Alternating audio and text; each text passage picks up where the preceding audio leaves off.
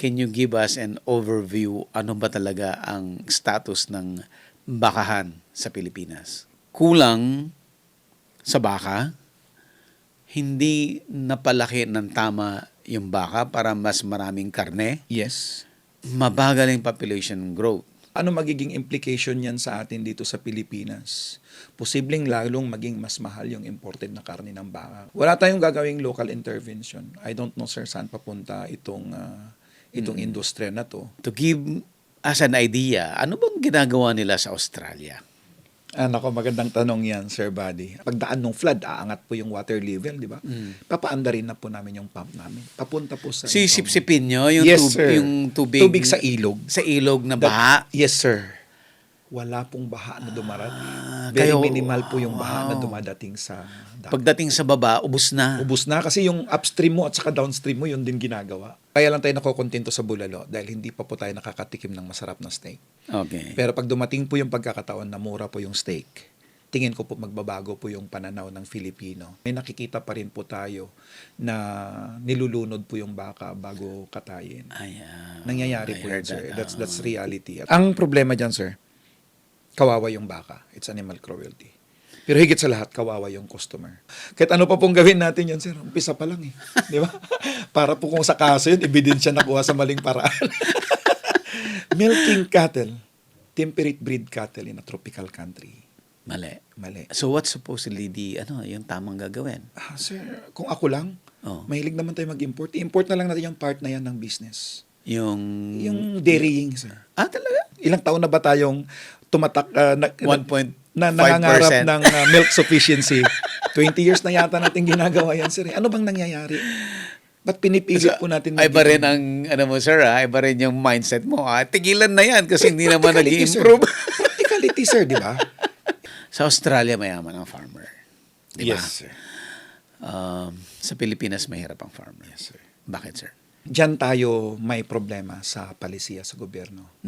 Kasi po, tayong mga farmer, kulang sa representation. Again, sa Australia, sir, merong mga full-time lobby group na Talaga? nakatambay po sa Congress. Oh? So, sir, bago pa man lang maging batas yan, maingay na yung farmer.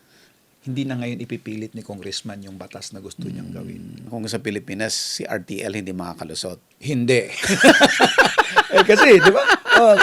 May mga nagdidesisyon po para sa mga magsasaka na hindi po nila nakikita yung totoong kalagayan ng magsasaka. Na magsasaka. So, kung hindi mo alam yung totoong problema ng magsasaka, So, bakit? Dahil hindi siya magsasaka? dahil hindi siya magsasaka o hindi siya nadadalaw, Or hindi niya alam totally? Wala siyang background? Wala siyang or knowledge? wala siyang background, or kaya pumunta siya, sir, sa lugar na yon, pero dahil nga may advance party, inayos na Lininis na. Nilinis na. Kaya pagtanong, kumusta kayo magsasaka?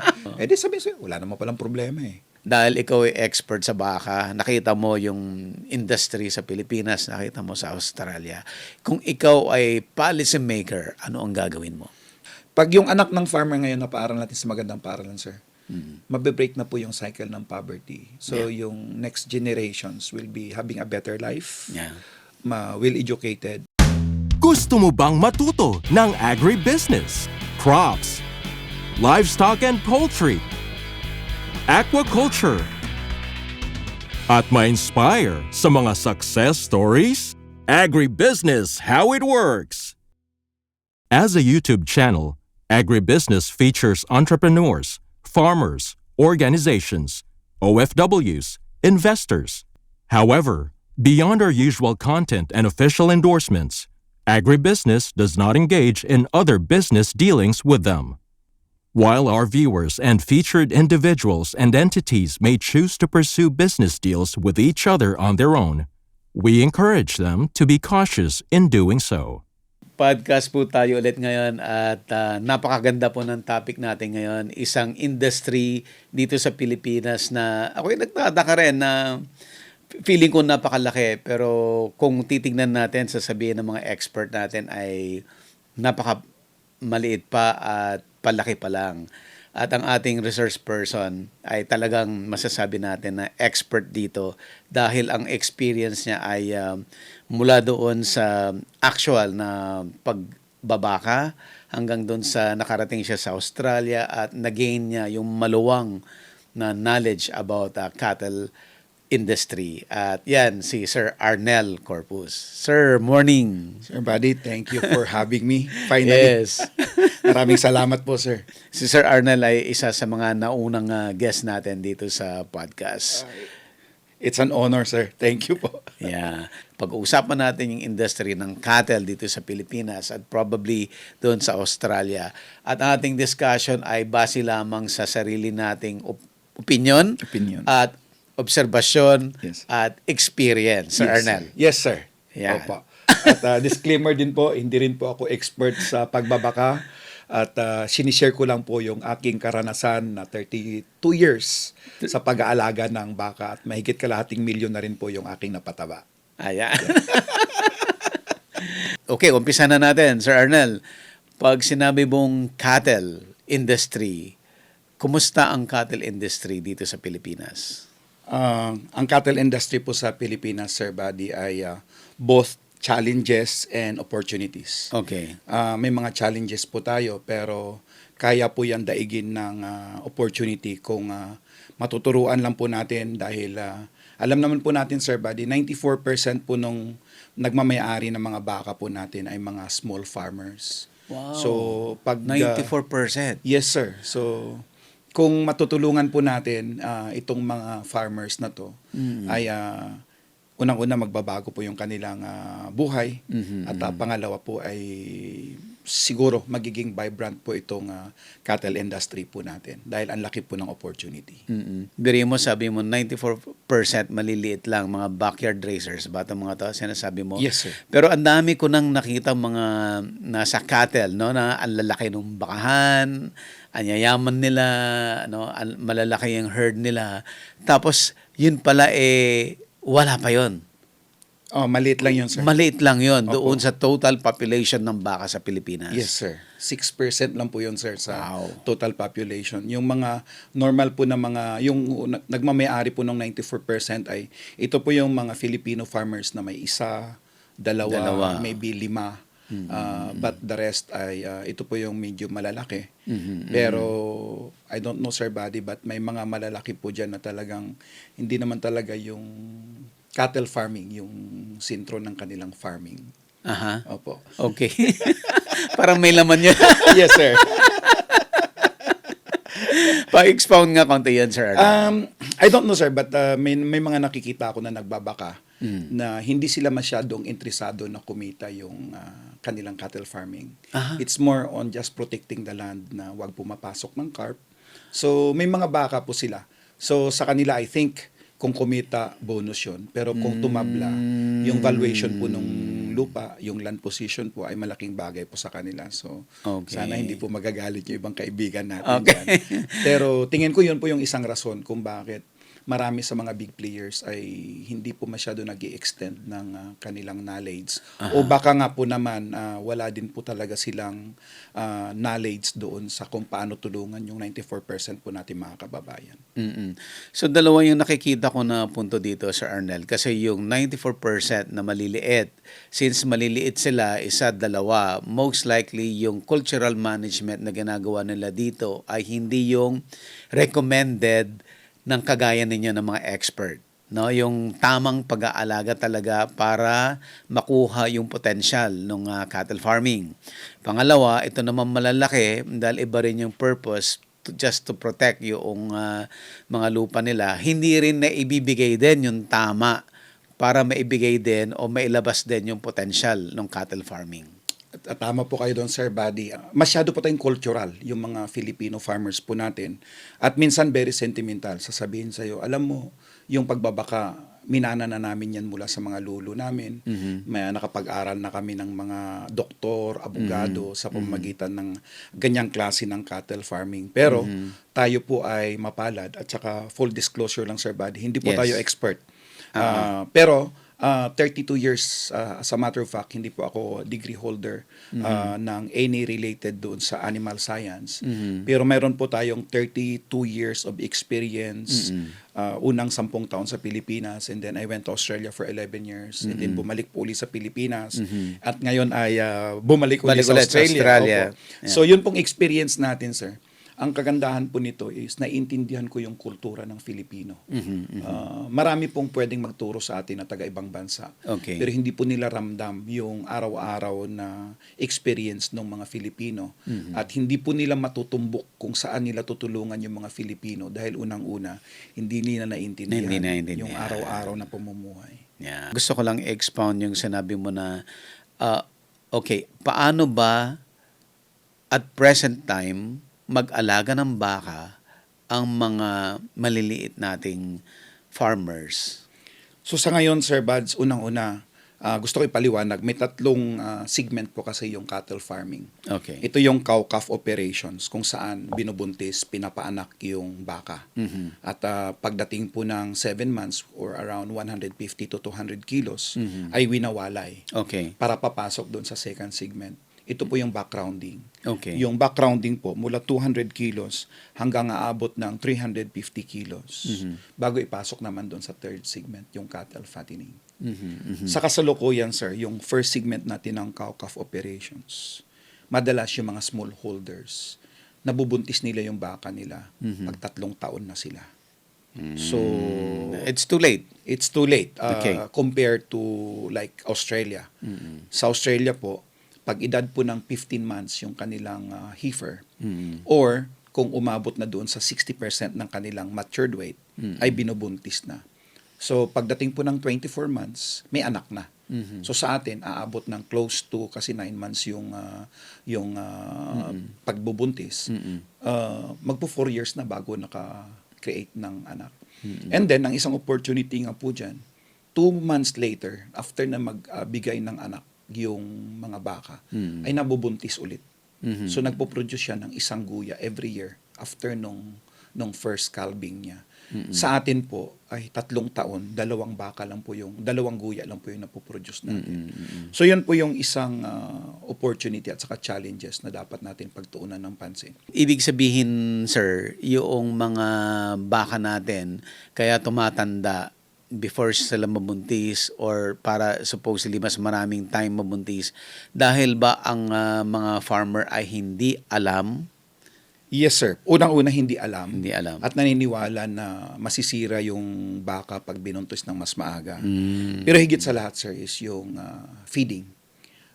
Kaya hindi naaabot kaagad yung 60% ng mature weight dahil hindi natin natuturuan yung ating mga farmer na pwede po nating maging intensive yung feeding natin sa ating mga heifers para as soon as possible, ma-hit po nila yung 60% ng kanilang body weight na yun po yung criteria para pwede na po sila buntisin. So, sabi ko nga po, katulad ng Australia, 12 to 15 months ay umaabot na sila doon sa 60% ng kanilang maturity weight. At yun, at 15 months, nabubuntis po sila. So, sana nga sir, along the way, ay pag-usapan natin, paano ba yung tamang feeding? Kasi hindi lang po ito purely nutrition, sir, body. Yeah, Ito po ay okay. isang holistic na sistema Yeah. na dapat po maintindihan ng mga farmers po natin. Okay. So, Sir Arnel, ibig sabihin, itong hindi nagiging masyadong productive tayo, it's because, dahil may kinalaman sa kinasanayan, sa kultura ng Pilipino? Kultura, sir. As a matter of fact, ito sa patuloy natin pag-uusap, may mga ilan pong paniniwala po yung mga farmers po natin. Wala po tayong problema doon sa mga old traditions, sir, buddy. Kanya lang, mayroon na pong bagong technology, mayroon na pong explanation kung bakit hindi natin dapat ginagawa itong mga ginagawa natin ngayon. At sana nga po, through po sa channel ninyo ay mabigyan po ako ng pagkakataon na mapaabot sa kanila. Wala naman po ako bang intention dito, sir, buddy. Kundi, gusto ko lang po na ma-share po yung aking karanasan. Yes, yes. Para naman po, pagdating ng panahon ay mas mabilis po yung kanilang pag-unlad. Okay. And yung pangalawa, sir, na punto kanina? Yung backgrounding, sir. Yung Yan po yung backgrounding. pangalawang Okay. segment po ng cattle farming kung saan paaabutin natin yung 150 or 200 kilos po na guya and to 350 kilo na hindi po natin siya pinataba. Ang purpose lang po natin ay pahabain po yung kanilang frame, body frame, in preparation po doon sa magiging efficient na cattle feeding. Sa bansang tulad po ng Australia ay ang duration po dyan ay nasa 11 months. So, 7 plus 11 at 18 months, ready na po yung baka na pumasok doon sa third segment, yung cattle fattening, which is 100 days. So, even sabihin mo, that's 3 months, 18 plus 3, 21 months, sir. Nasa 500 to 700 kilos na po yung kanilang baka, kinakatay na. Gaano ka-importante yung itong second stage na to? Yung second stage, sir, mahalaga. Kasi minsan, nasasayang po yung pera ng mga farmer na yung bagong walay na baka ay pinapataba na po natin. Unang-una, hindi natin maabot yung kanyang maximum potential. Hindi natin maha-harvest yung baka natin na 500 kilo and above. Dahil at early stage, pinigilan natin yung paghaba ng buto, yung paghaba ng frame. So, kailangan po maturuan natin yung farmer. Ano ba yung tamang paraan doon sa 11 months na yon? Or sa ngayon nga, sir, may nagba-backgrounding po dyan, pero inaabot po ng 2-3 taon bago nila maabot yung gusto nilang frame. Dahil nga rin po sa kakulangan doon sa education pagdating po sa tamang pagpapakain ng baka. So, babalik po siya doon sa tamang feeding. Tamang feeding lagi, sir. Throughout sa whole cattle farming po is naka-anchor po yan sa tamang feeding. At hindi lang po yan yung nutrition, sir. Kasama po yung buong sistema. But anyway, di-discuss ko natin later on yung specific na yan in details yung feeding. Yes, sir. So sir, okay, so kailangan pahabain mo muna yung frame. Paano ba yun, sir? Sa frame, sir, kasi di ba yung early stage naman, natural na develop na yung mga internal organs, andun na yung muscles. No? So, natural lang. Ang problema lang kasi natin, pag early pa, pinakain na po natin sila nung high value rations na katulad po ng ginagawa sa fattening, na nahihinto po yung bone development eh. Okay. So kaya importante. Ang problema lang nga natin minsan, Sir Buddy, kung titingnan sana nga natin dyan, during the backgrounding period, yung baka natin ay tumutubo pa rin ng kahit mga kalahating kilo isang araw. Instead of the teetering system, kung saan maswerte ka na kung may 100 grams or 200 grams. By the way, Sir Buddy, sa ruminant farming katulad ng baka, kambing, kalabaw at saka karniro, hindi naman po yung hayop ang pinapakain natin eh. Yung rumen. Yung rumen po. Yeah. Yung microbes po sa rumen. So, mahalaga po yan na maintindihan po ng ating mga kababayan. So sir, dito sa stage na to, dito sa second stage, ano yung pinapakain sa kanya para hindi siya mapunta doon sa fattening stage? More on, sa pagkain ng baka, Sir Buddy, may dalawang major ingredients po dyan. Yung tinatawag nating raw feeds. Ito po yung damo. At yung tinatawag po nating concentrate. Or sa Pilipinas, tinatawag pong feeds. Yung feeds, technically parang commercial kasi kaya tinatawag ng feeds. Pero yung paggawa po ng concentrate, ay pwede po yan na kung ano lang po yung meron sa lugar. Actually, yun po yung in-encourage natin. Kung ano meron sa lugar ninyo na mura, katulad po ng darak, or kung may copramil, or kaya sir katulad ng dahon ng ipil-ipil, napakaganda po nung mga ano niyan, nung mga ingredients na yung components niyan na pwede nating gawin. So dito po sa backgrounding, sir, more on raw feeds po yung pakain natin. Okay. Supplemental lang po yung concentrate side kasi ayaw po nating tumaba. Gusto lang po natin na nauunat siya. Pero wag naman sobrang bagal na inaabot ng 2-3 taon na pag kinatay na po yung baka natin ay kindergarten na po. Matigas na. 6 years old na. Opo. Oh, I see. After this second stage po, dapat 11 months 11 na months dapat na yung second pa lang stage. yung baka. 18 na po pag graduate 18 niya. na. Kasi Okay. 7 and then win siya at 7 Okay. plus 11 months na backgrounding. Okay. At 18 dapat sir nasa 350 kilos na po yung baka natin.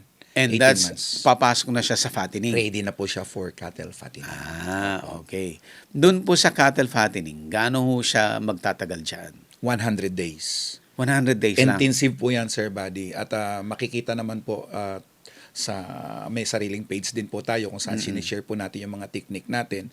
Makikita po ninyo na ang pinakamababang pwede pong tubuin ng baka dyan is 1.5 kilo a day. A day. A day. So yung 350 kilos po natin at 100 days, nagiging 500 kilo yung baka.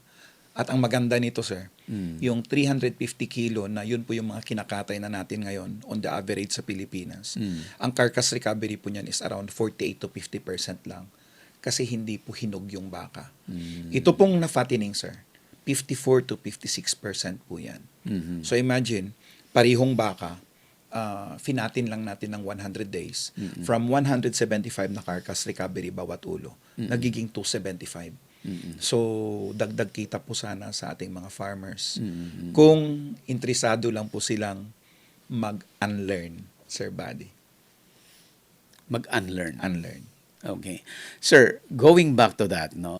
Problema to, may idea ka paano to i-cure? Yes, sir.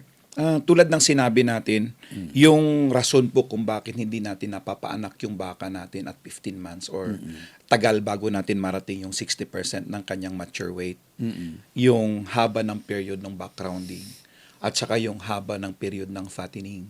Marami po dyan, 6 months po yung fattening period nila. At ang tinitingnan po natin dyan lagi, Sir Buddy, is yung cost per kilo gain. Okay. Kung araw-araw ka nagpapakain na hindi mababa yung ADG mo, mataas yung cost per kilo gain mo, syempre, di ba? So, talong-talo po yung mga farmer. So, lahat yan, sir, is nag-uumpisa po doon sa sistema po ng tamang pagpapakain. Ang ibig ko pong sabihin dyan, unang-una is animal welfare. Dapat maintindihan natin kung ano po yung behavior ng baka. Sir, ang baka, they are herd animals. Okay. They don't want to be separated from each other. Meron po silang sariling hierarchy kung saan meron po silang alpha, meron po silang mga followers.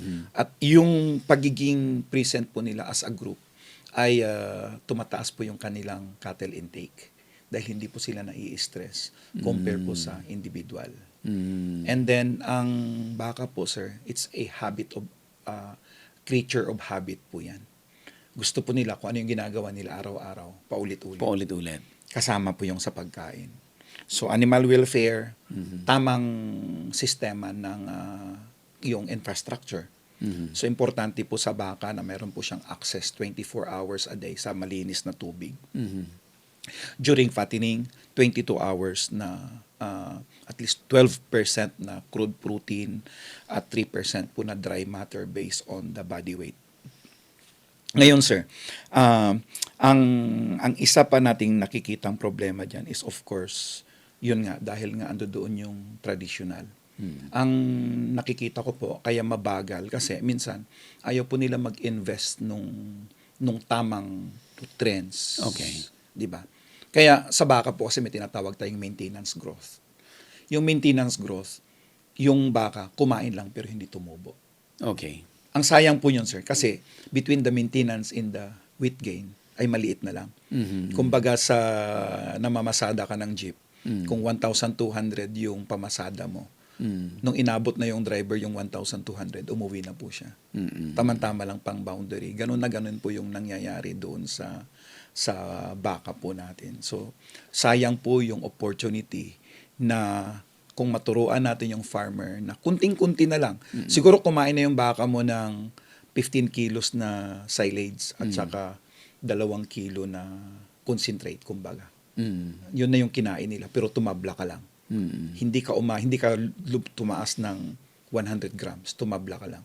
Pero, ito parang hypothetical lang. Pinakain mo ng dagdagan mo ng 5 kilong silage at saka 2 kilong concentrate, magiging 1.5 kilo a day ka na.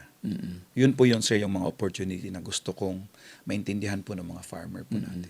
So ito, going back doon sa hindi aral, yung maliit na, yung ordinary yung farmer na yung ipapakain niya ay nabitin. Yes, sir, nabitin. Yung mga nadidiscuss natin ay part na yan ng cultural management, no? Paano mag-alaga ng baka. But going back ulit doon sa ating industry, okay, dito sa Pilipinas, can you give us an overview, ano ba talaga ang status ng bakahan sa Pilipinas? Bago ko sagutin niya, Sir Bats, idadagdag ko lang, no? May mga cultural practices pa po na dapat i-bust po natin. Sige, sir. Una, sige. ito, sir, yung marami ako nakikita, no, na naghahalo sila ng, let's say for example, asin. Okay. Kasi paniniwala po natin yung asin, pampagana po ng pagkain. Naghahalo ng asin or molasses sa tubig. Okay. Yun po, para sa akin, Sir Buddy, ay kailangan ipaabot natin sa farmer na hindi po nakakatulong doon sa paglaki ng baka yun. Mali Kasi- po yan. Technically, yes. Okay. Kasi pag naglagay ka po ng tubig, ng asin doon sa tubig at saka molasses, napipilitan po yung baka na higupin ng maraming tubig. So yung rumen po, napupuno ng tubig. Hindi na siya ngayon nagkakaroon ng pagkakataon na kumain ng nutritious na na pagkain, yung balance ration kung tawagin. Mm. Kasi 'di ba, kailangan balance yan ng between raw feeds and concentrate. Mm. At yung asin at saka yung molasses ay dapat doon mo nilalagay. Para doon po sila mag-focus ng kanilang pagkain at natural po yung pag-inom nila sa tubig. Kasi yung baka, sir, 'di ba sabi ko, creature of habit sila. Okay. Pag sinanay mo po sila na laging konti lang yung pagkain at laging wala po yung tubig, Mm. mag-a-adjust po sila doon eh. Mabubuhay po sila na ganun lang po yung buhay nila. Kunting pagkain, kunting tubig. Kanya lang magbabayad ka. Kasi abutin ka nga ng 7 taon bago mo ma-harvest yung baka mo. Now, the cattle industry, sir, I think we Okay. only have 2.5 million heads of cattle In the Philippines, right now? Right now.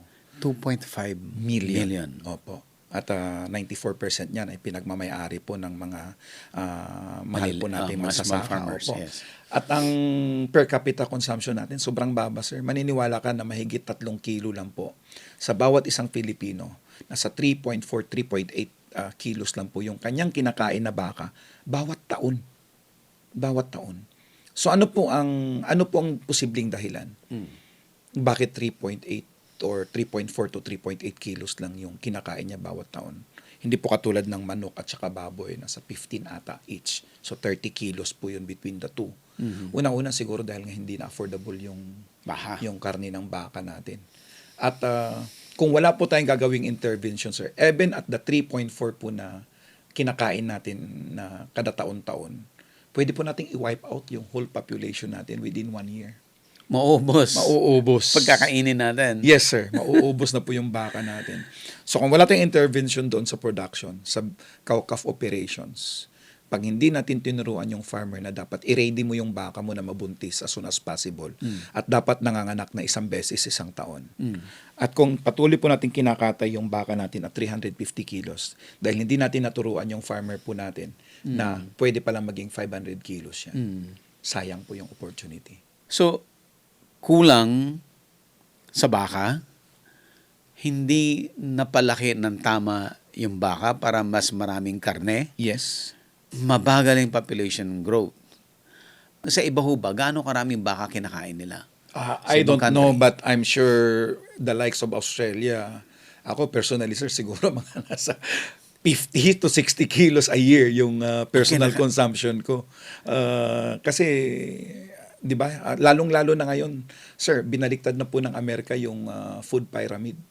Ang nasa top of the food chain ngayon ay yung protein source na. Animal Okay. protein sources. Yung mga cereals nasa baba na. So, ano magiging implication yan sa atin dito sa Pilipinas? Posibleng lalong maging mas mahal yung imported na karne ng baka kasi yung ibang bansa ngayon, Kailangan nila kakain na po sila ng mas marami. ng mas maraming karning baka. So kung wala tayong gagawing local intervention, I don't know, sir, saan papunta itong industriya na to. At ang nang panghihinayangan ko nga po, nandiyan dyan na, sir, andiyan dyan yung raw materials. Ang dami nating agricultural byproducts na pwede nating gawin. Available naman yung tubig. Kailangan lang po mag-unlearn yung mga farmer natin at titingnan po yung sinasuggest po nating sistema. Pwede naman nilang i-compare, sir. Kung may 2 baka, edi gawin nila yung isang baka on the old practice at gawin po nila yung pangalawang baka on doon sa sinasabi ko. Ang kagandahan ng sinasabi ko, Sir Buddy, wala pong infrastructure capital dito. Kung doon sa mga maliliit, Yes, sir. mga small farmers. Yes, sir. Yung ginagawa na po nila ngayon, babaguhin lang po natin ng konti. So, katulad po, nung dapat po lahat ng pagkain, sabi ko nga, kung meron kang feeds or concentrate at saka raw feeds, ang kailangan lang naman matutunan nila, sir, kung nakakulong yung baka mo. Kung ano yung unang kinain nung pinakamatapang mong baka, ay dapat the same quality nung huling ginuya nung pinaka-less na matapang mong baka. Yun po yung ibig kong sabihin na kailangan lang baguhin natin. Huwag natin i-layer-layer yung pagkain, dapat po laging nakamix. Kasi nagrereklamo po yung microbe sa loob ng tiyan ng baka tuwing hindi po dumarating ng sabay-sabay yung kanilang pagkain sa loob. Dahil small farmers, na pag-usapan natin kanina na because of culture, na may preference sila na ito yung gusto nilang gawin. Okay. Paano natin babaguhin yun? Sino ang magbabago nun? Sino ang tutulong para once and for all, yung 96% na small farmers ay mag-adapt doon sa technology na kagaya ng recommend mo? Unang-una, sir, kailangan makita nilang gumagana. That's why tayo po, may mga ilang challenges na rin po tayong ginawa na pag may bakang dumadating sa ating farm, ay binibidyohan po natin, sinasabi nato itong araw na to, dumating tong baka na to, at abangan nyo po for the next 100 days, ipapakita namin sa inyo yung progression. At so far naman, hindi naman po tayo napapahiya. Lumalaki naman po, may baka nga po tayo na lumaki ng 3.29 kilos a day. Pero mag-isa lang yon, kaya hindi natin pwedeng gawing na magiging basihan yon. Pero may mga ginawa po tayo na tumubo ng 1.69 kilos a day. At yun po, pag nakita po ng farmer, unti-unti naman, Sir Buddy, marami pong mga nag-PPM po sa akin at sinabi, Sir, sinubukan ko po yung sistema mo. At gumagana. So, ang intervention kasi natin na pwedeng gawin dyan, Sir, di ba sabi ko may roughage consumption po tayo. Okay. Ang problema po kasi natin, yung rumen microbes po, ayaw po nila yung pabago-bago yung nutrient component, dry matter, crude protein. Ang problema po doon sa titering system, yung baka po na tinali mo dito ngayon, at saka bukas ililipat mo doon sa kabilang side po ng iyong sakahan at itatali mo doon. Yun po damo na kinain niya rito. At saka yung damo na kakainin niya doon. At saka yung damo na kakainin niya on the following day. Magkakaibang klase po ng damo yun. Okay. Kahit po magkapari-pariho ngayon, pero iba yung edad ng damo. Okay. Pwedeng ganun din. Pag nagbago po yung edad ng damo, nagbabago po yung dry matter, nagbabago po yung crude fiber, nagbabago po yung crude protein. So yung efficiency po ng microbial populations mo, gumagalaw din. So ang sinasuggest natin, sir, let's say, may nakikinig po sa atin na farmer na medyo may kapital. Mayroon siyang 1 hektaryang lupain. Ito sa kagandahan nito, hindi lang yung economics, nandoon lang sa baka. Bibili ka ng 20 heads na baka. 10,000 square meter yung lupa mo. Yung 9 by 12, which is 100 something square meter, yun po yung kulungan mo. Ando doon yung baka mo. Magtatanim ka ngayon ng forage mo. It could be napier, it could be corn, it could be sorghum. Your 9,900 square meter will produce 40 tons of forage. 40 tons. 40 tons. Per hectare. every... Per every cropping, which is between 3 months. 85, no sir, it's only 75 to 85 days lang. Okay. Kasi nasa milking stage lang halos yung harvest mo diyan, kung corn. Tuturuan natin yung farmers paano mag-silage. So magtanim ka ng mais, sa silage mo, gawa ka ng konting bunker na kaya mag-hold ng 40 tons. So pagdating ng baka mo, 20 heads, pakain ka ng 20 kilos. That's only 400 kilos a day. Ang kagandahan nito, sir, yung feed bank mo, pag maganda yung design, pag parang semi-half drum na design, naka-curve siya, pwede mo ilaglag na kagad yung 400 kilos na silage doon, sir. Tapos ilalagay mo yung katapat niya na cattle concentrate. So let's say, as fed lang muna tayo, sir, para maintindihan ng farmers. Pero technically, scientifically, kailangan natin 12% crude protein at saka 3% nung kanilang body weight on a dry matter basis. Pero yung 4 kilos na concentrate, malapit na doon 4 kilos na concentrate at saka 20 kilos na silage. Imimix po nila yon, sir. Isang beses lang nila ilaglag. Iiwanan na po. Wala nang gagawin. Tapos na. Possibly yung baka mo, pag umabot yung pagkain ng 22 hours a day, 24 hours yung tubig, tutubo na po ng 1.5 kilo a day yan. Provided na tama yung housing mo, hindi sinisinghot ng baka mo yung ammonia, 'di ba? Hindi mo pinapalo yung baka mo, 'di ba? Hindi nabubulok yung pagkain, na-maintain mo yung kanilang aggression. Lahat yan, sir, yan po yung holistic approach kung paano po maging effective po yung tinuturo po nating cattle farming technique. Sir Arnel, yung dami nang na-discuss nating mga problems ngayon ng industry, no? Of course, na-mention na natin dyan, mabagal, di ba? Hindi na-meet yung tamang laki, potential supposedly ng karne na mapuproduce, mabagal magpadami, ganyan. So, mga ganyang klaseng problems. Sir, aside from dun sa ginagawa ninyo, of course, yung advocacy ninyo, di ba, you're very active in teaching yung mga kasama natin mga farmers, no?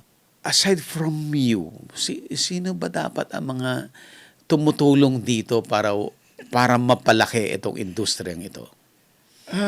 I think, sir, siguro yung academ at saka yung nasa government side.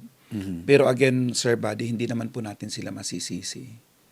Sino ba sa kanila ang nagkaroon ng pag-aalaga ng baka na straight 32 years? Iba po yung natuturo Theory. sa school. With all due respect, we love our academ. Pero pag hindi mo po napapractice, katulad na lang po sa pagtuturo po ng tamang paggawa ng silage. Okay. Ang daming variation, sir. Pero napakasimple. Minsan, lalong-lalo na po ngayon, naglilipanan na po yung mga pwedeng magturo. Okay. May camera ka lang. Kahit sino pwedeng magturo. Pwede ka na magturo, di ba? Okay. Pahigop dito, painom doon, di ba? Okay. Makakuha ka ng ingredients dito, papakita mo, kukopyahin naman nung iba. Yun lang, sir. Kasi kung yung buong programa mo, so for example, sa mga dapat na nagtuturo po sa gobyerno. Kung tong mga tao na to, sir, ay mayroong theoretical knowledge, pero hindi po nila nasubukan na bumili ng 10 baka, inalagaan araw-araw sa loob ng 100 days. Hindi po nila masishare ng maayos yung experience nila, sir. Okay. So, tingin ko, kailangan dapat may immersion tayo doon. Kahit nga kung may masters ka, kung ano-ano dyan. Kung wala ka namang hinawakang baka na nabuo mo yung buong cycle, medyo mahirap po mag-share ng experience, sir. So, kaya ako tinatyaga ko na kung hanggat maaari, we could teach as well our teachers. Pero kailangan gawin din po nila yung part nila. Dapat mag-alaga din po sila para makikita po nila kung gumagana o hindi yung kanilang tinuturo. Kasi kahit hanggang ngayon, sir, may mga nagbablog po ng mga teachers dyan. Pero kung titingnan niyo po yung baka nila, sir, lumalabas yung ribs. So, paano natin ngayon madidikit na tama yung sinasabi mo pero ang papayat ng baka? Di ba? Kailangan, pag nagturo ka, napapakita mo na nagtatransform yung hayop. So, doon. Gaano ba kalayo yung kailangan nating habulin? Sobrang layo po, sir. Sobrang layo po. Ang dami pong opportunity na pwede nating habulin. Unang-una na lang, sir, yung sa feed preparation. Okay. Yan, silaging nga. Simpleng-simple lang naman paggawa ng silage, sir. Sige nga, sir. Discuss mo nga, sir. Sa paggawa ng silage po, Sir Buddy, simpleng-simple po yan actually. Minsan lang ginagawa nga po nilang complicated. Ang number one lang po na importante is, kasi kailangan natin ng moisture sa Okay. paggawa ng silage. So yung tamang moisture. So kailangan po maintindihan ng mga farmers po natin na yung tanim, 100% po yan. Part po niyan tubig, part Okay. po dry. Kaya moisture content at saka dry matter. Okay. Sa paggawa po ng silage, ang tamang moisture po dapat is 65 to 75%. 65 to 75%. Yes. Halos tubig. Halos tubig kasi kailangan Okay. mo sa fermentation. Ang dry matter po niyan is yung kabaliktaran, 25 to 35%. Okay.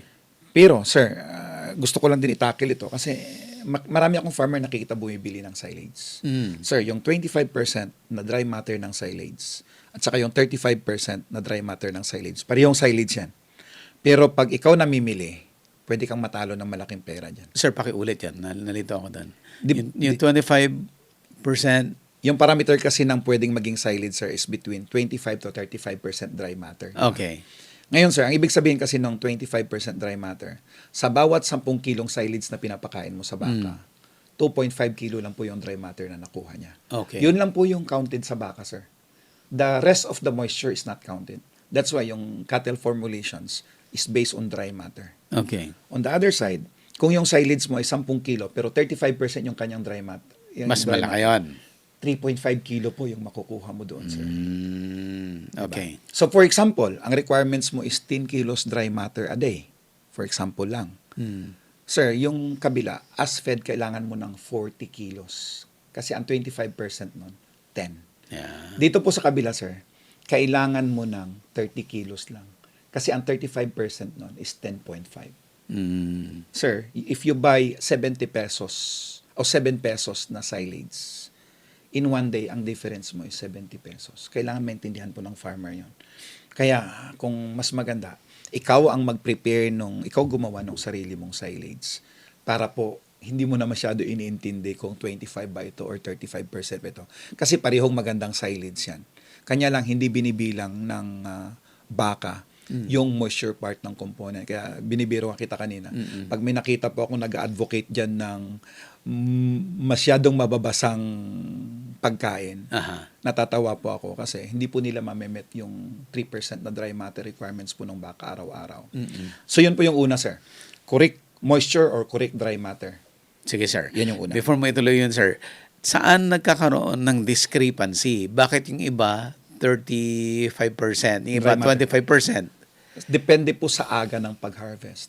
Nagbabase po yung moisture sa edad po ng baka. Ay, ng halaman. Ng halaman. Ng So, corn. it's corn or sorghum or napier. Okay. Nagbabase po doon. So, let's say for corn, posible po na yung 70 days, yun po yung magbibigay sa iyo ng 25% dry matter. Okay. At yung 80 days po ang magbibigay sa inyo ng 35% dry matter. At mayroon na pong paraan dyan, sir, paano makita. Microwave lang po pwede natin gamitin dyan. Madidetermine na po natin. Microwave? Microwave oven, sir, yes. Pwede po natin gawin yan. Na kuha po tayo, gusto mo pag-usapan, kuha tayo ng random sample sa field, 5 points. Sa bawat corner, kumuha ka sa gitna, tatadtarin mo. Titimbang ka ng 100 grams. And then, you put it on a microwave, on a microwavable plate. Tapos maglalagay ka ng tubig sa gitna. O na microwavable glass. Lulutuin mo. Lalagay ka ng tubig para hindi po niya i-burn yung sample. Okay. And then, until such time, titimbangin mo yon. Siguro yung unang process mo, 5 minutes. Pero maingat ka dahil pag low quality yung microwave mo, baka masunog mo. So, you do it on a succession na hindi masyadong dikit-dikit para wag mo masunog. But ang pinaka-purpose nun, sir, titimbangin mo lagi yun eh. Bandang dulo po, pag hindi na po gumagalaw yung timbang, yung natira po doon, yun po Yun yung na dry yan. matter. Yes, Yan na po yung dry dry matter. matter. Nag-evaporate na po yung moisture content. So, tamang dry matter or tamang moisture, yun po yung unang parameter ng paggawa ng silage. Pangalawa po yung tadtad. Ito rin ulit, sir, maraming nagsasabi gumamit ng shredder. Yung shredder, sir, is shredding. Okay. Ang kailangan po natin is chopper. Kasi kailangan natin i-cut. We need a clean cut. Hindi po natin pwedeng bugbugin yung mais. Pag Or- shred, bugbog. Siyempre, sir, yung pang-organic fertilizer yun eh. Bugbog yun. Kailangan natin clean cut. Okay. Sa buo-buo. Buo, sir, yung puno talagang clean cut. Yun yung Stalks chopper. talaga na Yes, ano? sir. Or yung ears, clean cut din siya. 3/4 to 1 inch. Bakit ayaw po nating mas pino? Dahil ayaw natin siya ma-overprocess. Importante po sa baka na pag nagpapahinga siya, mayroon siyang hinunguya. Nagro-ruminate, kaya nga tinatawag na ruminants. Pag hindi po nagro-ruminate yung ating baka or kalabaw, kambing, karniro, may problema po yung microbial population doon. Kasi yung saliva po yung buffer niya na ma-maintain yung pH level ng rumen. So, ayaw natin ng sobrang process para mayroon pong i-ruminate yung baka. Pero ayaw din po natin na nagiging 2 inches or 3 inches na po yung cut Sobrang ng mais laki natin. naman. Sobrang haba, hindi po natin mai-eliminate yung air. Kasi yung pinakamahalaga po is yung pangatlo. Elimination of air, which is compacting, sir. Compacting. Hindi po tayo gagamit ng vacuum cleaner. Hindi po. Tayo lang po nagpauso ng vacuum cleaner, sir, buddy. Yung Wala sinisip-sip. Yes, sir. Wala pong impact yan sa So, silage making. hindi totoo yun. Hindi totoo yun, sir. Kasi, kahit pinasipsip mo yan, let's say gumamit ka ng bag, kahit pasubukan nila bukas, sir, subukan mong ipasipsip, so gaganon po yung bag mo. Sir, within 3 minutes, pag may pinhole yun, bumalik na yung hangin. So, hindi na siya naging anaerobic. So, ang tamang solusyon po dyan is pipiin, kumpakin, babayuhin. Sa amin nga po, bulldozer yung ginagamit namin. Kasi kailangan po niyan, dapat yung silage mo, pag sa bunker, hindi po yun pwede tibagin ng daliri. Kasi, well compacted. Oo. So, tamang moisture, tamang cut, compacting, and then isisil mo. Yun lang, sir. So, baka magtatanong ka, ba't may gumagamit ng molasses? May gumagamit ng asin? Bakit nga ba? Unang-una, sir, number 1. Yung molasses muna, sir. Molasses. Magagaranti ba natin na yung molasses mo ay pure molasses? Kasi pag yung isang kalahating drum ng molasses, nilagyan ng kalahating drum ng kumukulong tubig at minix, do our Wala na local yan. farmers, magkano molasses ngayon, sir? 20 pesos? 30 pesos? Sir, biglang yung 1 drum mo, 200 liters laman nun. 100 liters nun tubig. Binayaran mo ng tag 20 pesos yung 1 litro ng tubig. O din nasayang pa. Plus, kung contaminated yung tubig na nilagay. Plus, paano mo magagaranti? Pwede naman maglagay ng silage, sir. Pero kailangan, you have to spray it evenly at saka doon sa normal na may thickness kang hinahabol kasi gusto mong i-spread lahat eh. So mahihirapan ka doon. 'Di ba? Yung iba naglalagay pa ng asin. Nagiging imbalance ngayon yung silage mo dahil naglalagay ka ng contamination. Plus, ina-attract mo pa yung mga langga, yung ants, insekto at saka yung daga. So ako sir, hindi ko sinasabi wag kayong gumamit ng molasses, hindi kayo gagamit ng asin. Gagamitin po natin yan, pero upon feeding. Upon feeding, not upon fermentation. Yes sir, not upon fermentation. Bakit nga ba sila gumagamit ng molasses? Kasi Sino ba ang nagsabing gumamit ng molasses? Hindi ko rin alam sir. Kasi nga, may sugar, di ba? Tutulong doon sa fermentation, di ba? Tama naman po yun, sir. Kanya lang, you have to, tinitimbang mo ba yung silage mo bago mo kinumpak? Na-perfect mo ba yung ratio ng molasses na ilalagay mo? So, if those things hindi mo kontrolado, at pinabayaan mo yan ng 2 buwan, 3 buwan na nakasama yung silage mo, it might do more harm. Lalong-lalo na po, minsan po nag-recreate po ng harmful bacteria eh. Harmful bacteria yung yung ganong process. Kaya ako po, kung talagang gusto nilang gumamit ng mga ganon, ang lagi kong nire-recommend, doon na natin gamitin sa on the day na magpapakain. Kakainin niya. Yes sir. Yes sir, mas fresh pa yung molasses, 'di ba? Ganon din naman eh. Pupunta lahat 'yun doon sa loob ng rumen eh. So, doon natin dapat gawin. So, yun po yung sir, yun po yung gusto sana natin na ma-educate. Kaya, yun, ina-encourage natin yung farmer na kung meron kang 1 hektarya, magtanim ka na ng silage mo para kontrolado mo yung ginagawa mo sa baka mo throughout your feeding durations. So, better ikaw mag-grow kaysa bumili. Yes, sir, kasi ando doon yung pera eh. Kung may 1 hectare ka, yung mais na pinoproduce mo, kung meron kang 40 tons, every cropping, which is technically every 3 months. Kung may 40 tons, sir, even if you just put a value of 50 centavos, napakababa nun, sir. 50 centavos net. That is 20,000 pesos every 3 months. You could crop 3 times a year. You will have 60,000. Hindi mo kikitain sa palay yan, sir. Plus, sobrang mura nung pakain ng baka mo. Kikita ka pa kasi pag talagang binibili mo lahat, sir, yung cattle fattening, nasa 7,000 yung kitaan. Pero, pag ganun kamura yung silage mo, sir, let's say binili mo sa sarili mo naglanded sa farm mo ng piso. Ito, sir, piso yung silage mo times 20, that's 20 pesos. Ikaw nagmix ng concentrate mo, sabihin mo pang 15 or i-maximize mo 20 times 4, that's 80. 80 plus 20, sir, that is 100 pesos. If your cattle will grow 1.5 kilo a day, dito ata 200 pesos na yung live weight eh. You're making gross of 300 pesos a day on one head. Less ng gastos mo sa pakain na 100 pesos. May 200 pesos ka bawat araw. So after feed, you will have a 20,000 peso semi-gross income. Kasi ang ibabawas mo na ng tubig, kuryente, labor. But 20,000 per ulo, sir, ng baka mo. Kung may 20 heads ka, meron kang 40,000 pesos every 3 months. Plus meron ka pang 20,000 pesos doon sa lupa mo. Na-save mo lahat yan. Na-save mo lahat yan. 1 hektarya lang po yung lupa mo, sir. Kailangan lang, meron kang cattle industry to use your land. So, yun po yung mga opportunity na pwede nating ma-share sa mga kababayan po natin. Imbis po na nagtsatsaga, naghahakot ng dayami kung saan-saan. By the end of the day, sir, magastos din yun. Nagkrudo ka, mababa pa yung nutritional value, di ba? Nag-harvest ka kung saan-saan ng mga damo. Ganon din, sir. Yung damo mo is only like 2-3% crude protein. Samantala yung mais mo, 9 to 11. Ang layo, sir, 1:3. So, bakit ka magtitiis na pwede mong ma-harvest yung baka mo ng less than 24 months kaysa doon mag-antay ka ng 6 na taon bago maging pera? Sir Arnel, na pagkwentuhan natin yung gaano ba talaga kalaki yung kailangan nating habulin, no, para yung industry natin ay makakope. To give us an idea, ano bang ginagawa nila sa Australia? Nako, magandang tanong yan, Sir Buddy. Sa Australia po, grabe po sila pagdating po sa data gathering. Lahat po ng ginagawa namin doon ay nakasukat. Lahat po ng ginagawa namin doon ay naka-record. For example lang, sir, yung National Livestock Identification Scheme or System. Yung National Livestock Identification. Identification System. Yes, sir. Ito po ay, pag meron kang farm, Ah. bibigyan ka ng gobyerno ng unique PIC, Property Identification Code, Aha. para po to sa'yo. Para po ito sa baka mo. So, naka-RFID po yan. Pag nanganak po yung baka mo, pag-process mo ng guya, ilalagay mo yung PIC sa tainga niya.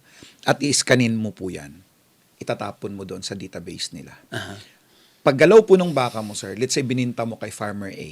Pagdating po kay Farmer A, i-upload niya. Andito na yung baka ni Sir Buddy sa akin. Tapon sa database. And then, let's say, nag-backgrounding lang si A. Pinasa niya ngayon kay B sa feedlot. Upload uli ni B yun. Punta doon. So, yung baka ni Sir Buddy nasa feedlot na. And then, after po ng finishing, or kung dumaan pa kung saan-saan, dadiretso na ngayon to sa slaughterhouse. Kasama pa rin yung pick. I-scan uli ni slaughterhouse yun. Yung baka ni Sir Buddy, kakatayin na. Nakarni na. At hanggang po sa barcode po ng karne, Andun pa. naka-trace back po yun sa pick. So, pag kumain ka po ng baka ng karning baka ng Australia, sir, at knock on wood, nagkasakit ka, at nagkaroon ng problema, within 24 Matitrace hours, nila? matitrace nila saan nanggaling yung baka. Wow. At ang kagandahan nito, sir, nakatie up doon sa pick na yan, kung let's say ginamot natin yung baka na yan, for feedlot. Anong ginamot mo? Nag-vaccine ako ng 5-in-1, 7-in-1, naglagay ako ng vitamin A, DE. Pero ang pinaka-useful sa lahat, pag nagturok ka ng antibiotics. Kasi yung antibiotics, sir, merong withholding period yan. Yes, yes. So yan po yung isa na gusto nating titingnan din ng mga policy makers po natin. Kasi ang laki po ng health implications yan, sir. Pag nagturok ka ng isang antibiotic at sasabihin niyang baka na yan or yung baboy na yan, hindi mo pwedeng katayin within the 21 days na withholding period. Hindi mo pwedeng katayin yun. At sa Australia, sir, ang laki ng penalty. Pag nahuli ka na yung baka mo within the withholding period, pinadala mo sa katayan. May Ang laki ng residue penalty. may residue ng Kasi po, antibiotic. yes, sir. Ang laki po ng implication yan sa consumer. Pag kumain po ako nung injected ng antibiotics, posible po magkaroon ako ng antibiotic resistance. So, yun po yung hindi natin nakikita. At yung pong traceability na yan sa Australia, sir, binabalik yan hanggang doon. So, let's say, supplier ka ng silage, which is bihira yung nagsusupply ng silage sa amin, sir. Aha. Normally kami nagtatanim ng silage. Sarili lahat. Oo. Pero supplier ka ng corn. Kasi sir, ang pagkain namin doon, ng major feed ingredients is corn, Okay. wheat, barley, sorghum. Any of the 4 grains. So ginagawa na po namin doon, sir, parang breakfast cereals na po yung pagkain ng baka. Ini-steam flake na po natin. Flakes na. Yes, parang Okay. Quaker Oats or Oo. Kellogg's. Yun na po yung pinapakain. 60 to 70% of the feed or maybe a bit more is yung grain component na po. Pero ito, sir, pag nag-deliver ka sa amin, di ba sabi ko nga sa'yo kanina, forward contracting yan, sir. Sa feedlot kasi hindi pwede na yung pagkain mo, bukas mo pa bibilhin. Okay. Sa amin po sa Australia, next year, binibili na po namin yung... 1 year ahead. Yung pagkain po namin next year, binibili na namin ngayon. Okay. Nakakontrata na po kami. Hindi po magtatanim ang farmer sa Australia nang hindi po nakakontrata yung kanyang grains. Wow. Kasi, saan niya ibebenta, di ba? Di katulad sa atin, sir. Tanim lang ng tanim ng farmer. Oo. Mananalangin na lang na pagdating ng harvest. Sana may bumili. Sana may bumili. At sana maganda yung presyo. So, doon, sir, forward contracting lahat. Ngayon, ang problema mo, pag feedlot manager ka, pag hindi ka nag-forward contract ng enough, kasi ang hirap bumili sa spot market. Talagang matatamaan ka. Even yung corn sorghum na supply, sir, mayroon yung National Vendors Declaration na kasama. Sinasabi doon kung anong klaseng pesticides ang ginamit mo doon sa tanim na Grabe. yun.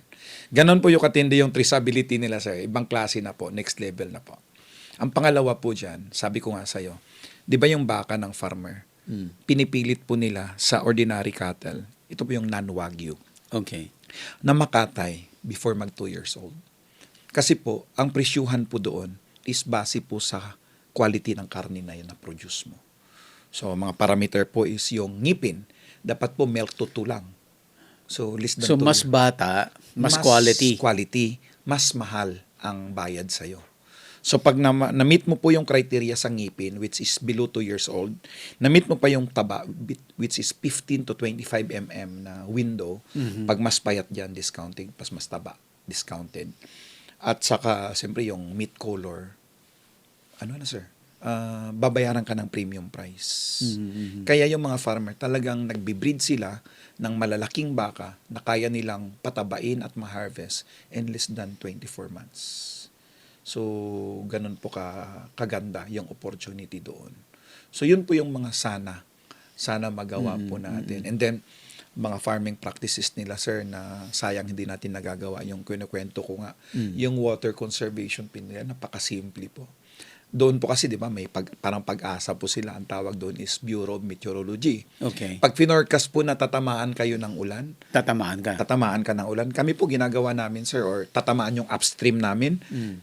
1 week pa lang bago ng ulan, sir. Nag-change oil na kami nung aming water pump.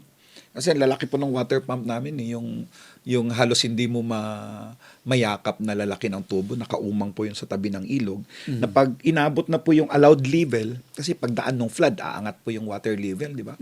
Papaanda rin na po namin yung pump namin. Papunta po sa... Sisip-sipin nyo yung, Yes, sir. yung tubig. Tubig sa ilog. Sa ilog na baha. Yes, sir. Wala pong baha na dumarating.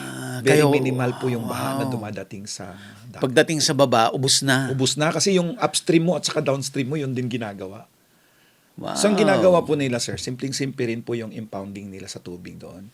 Hahanap lang po sila ng property na malapit sa ilog na pinakamababa. Okay. And then, lalagyan lang po ng dike. Harangan lang. Opo, hindi na po nila So, parang kinukutkot. slope. Yeah, slope lang, tapos lagyan mo lang ng stopper.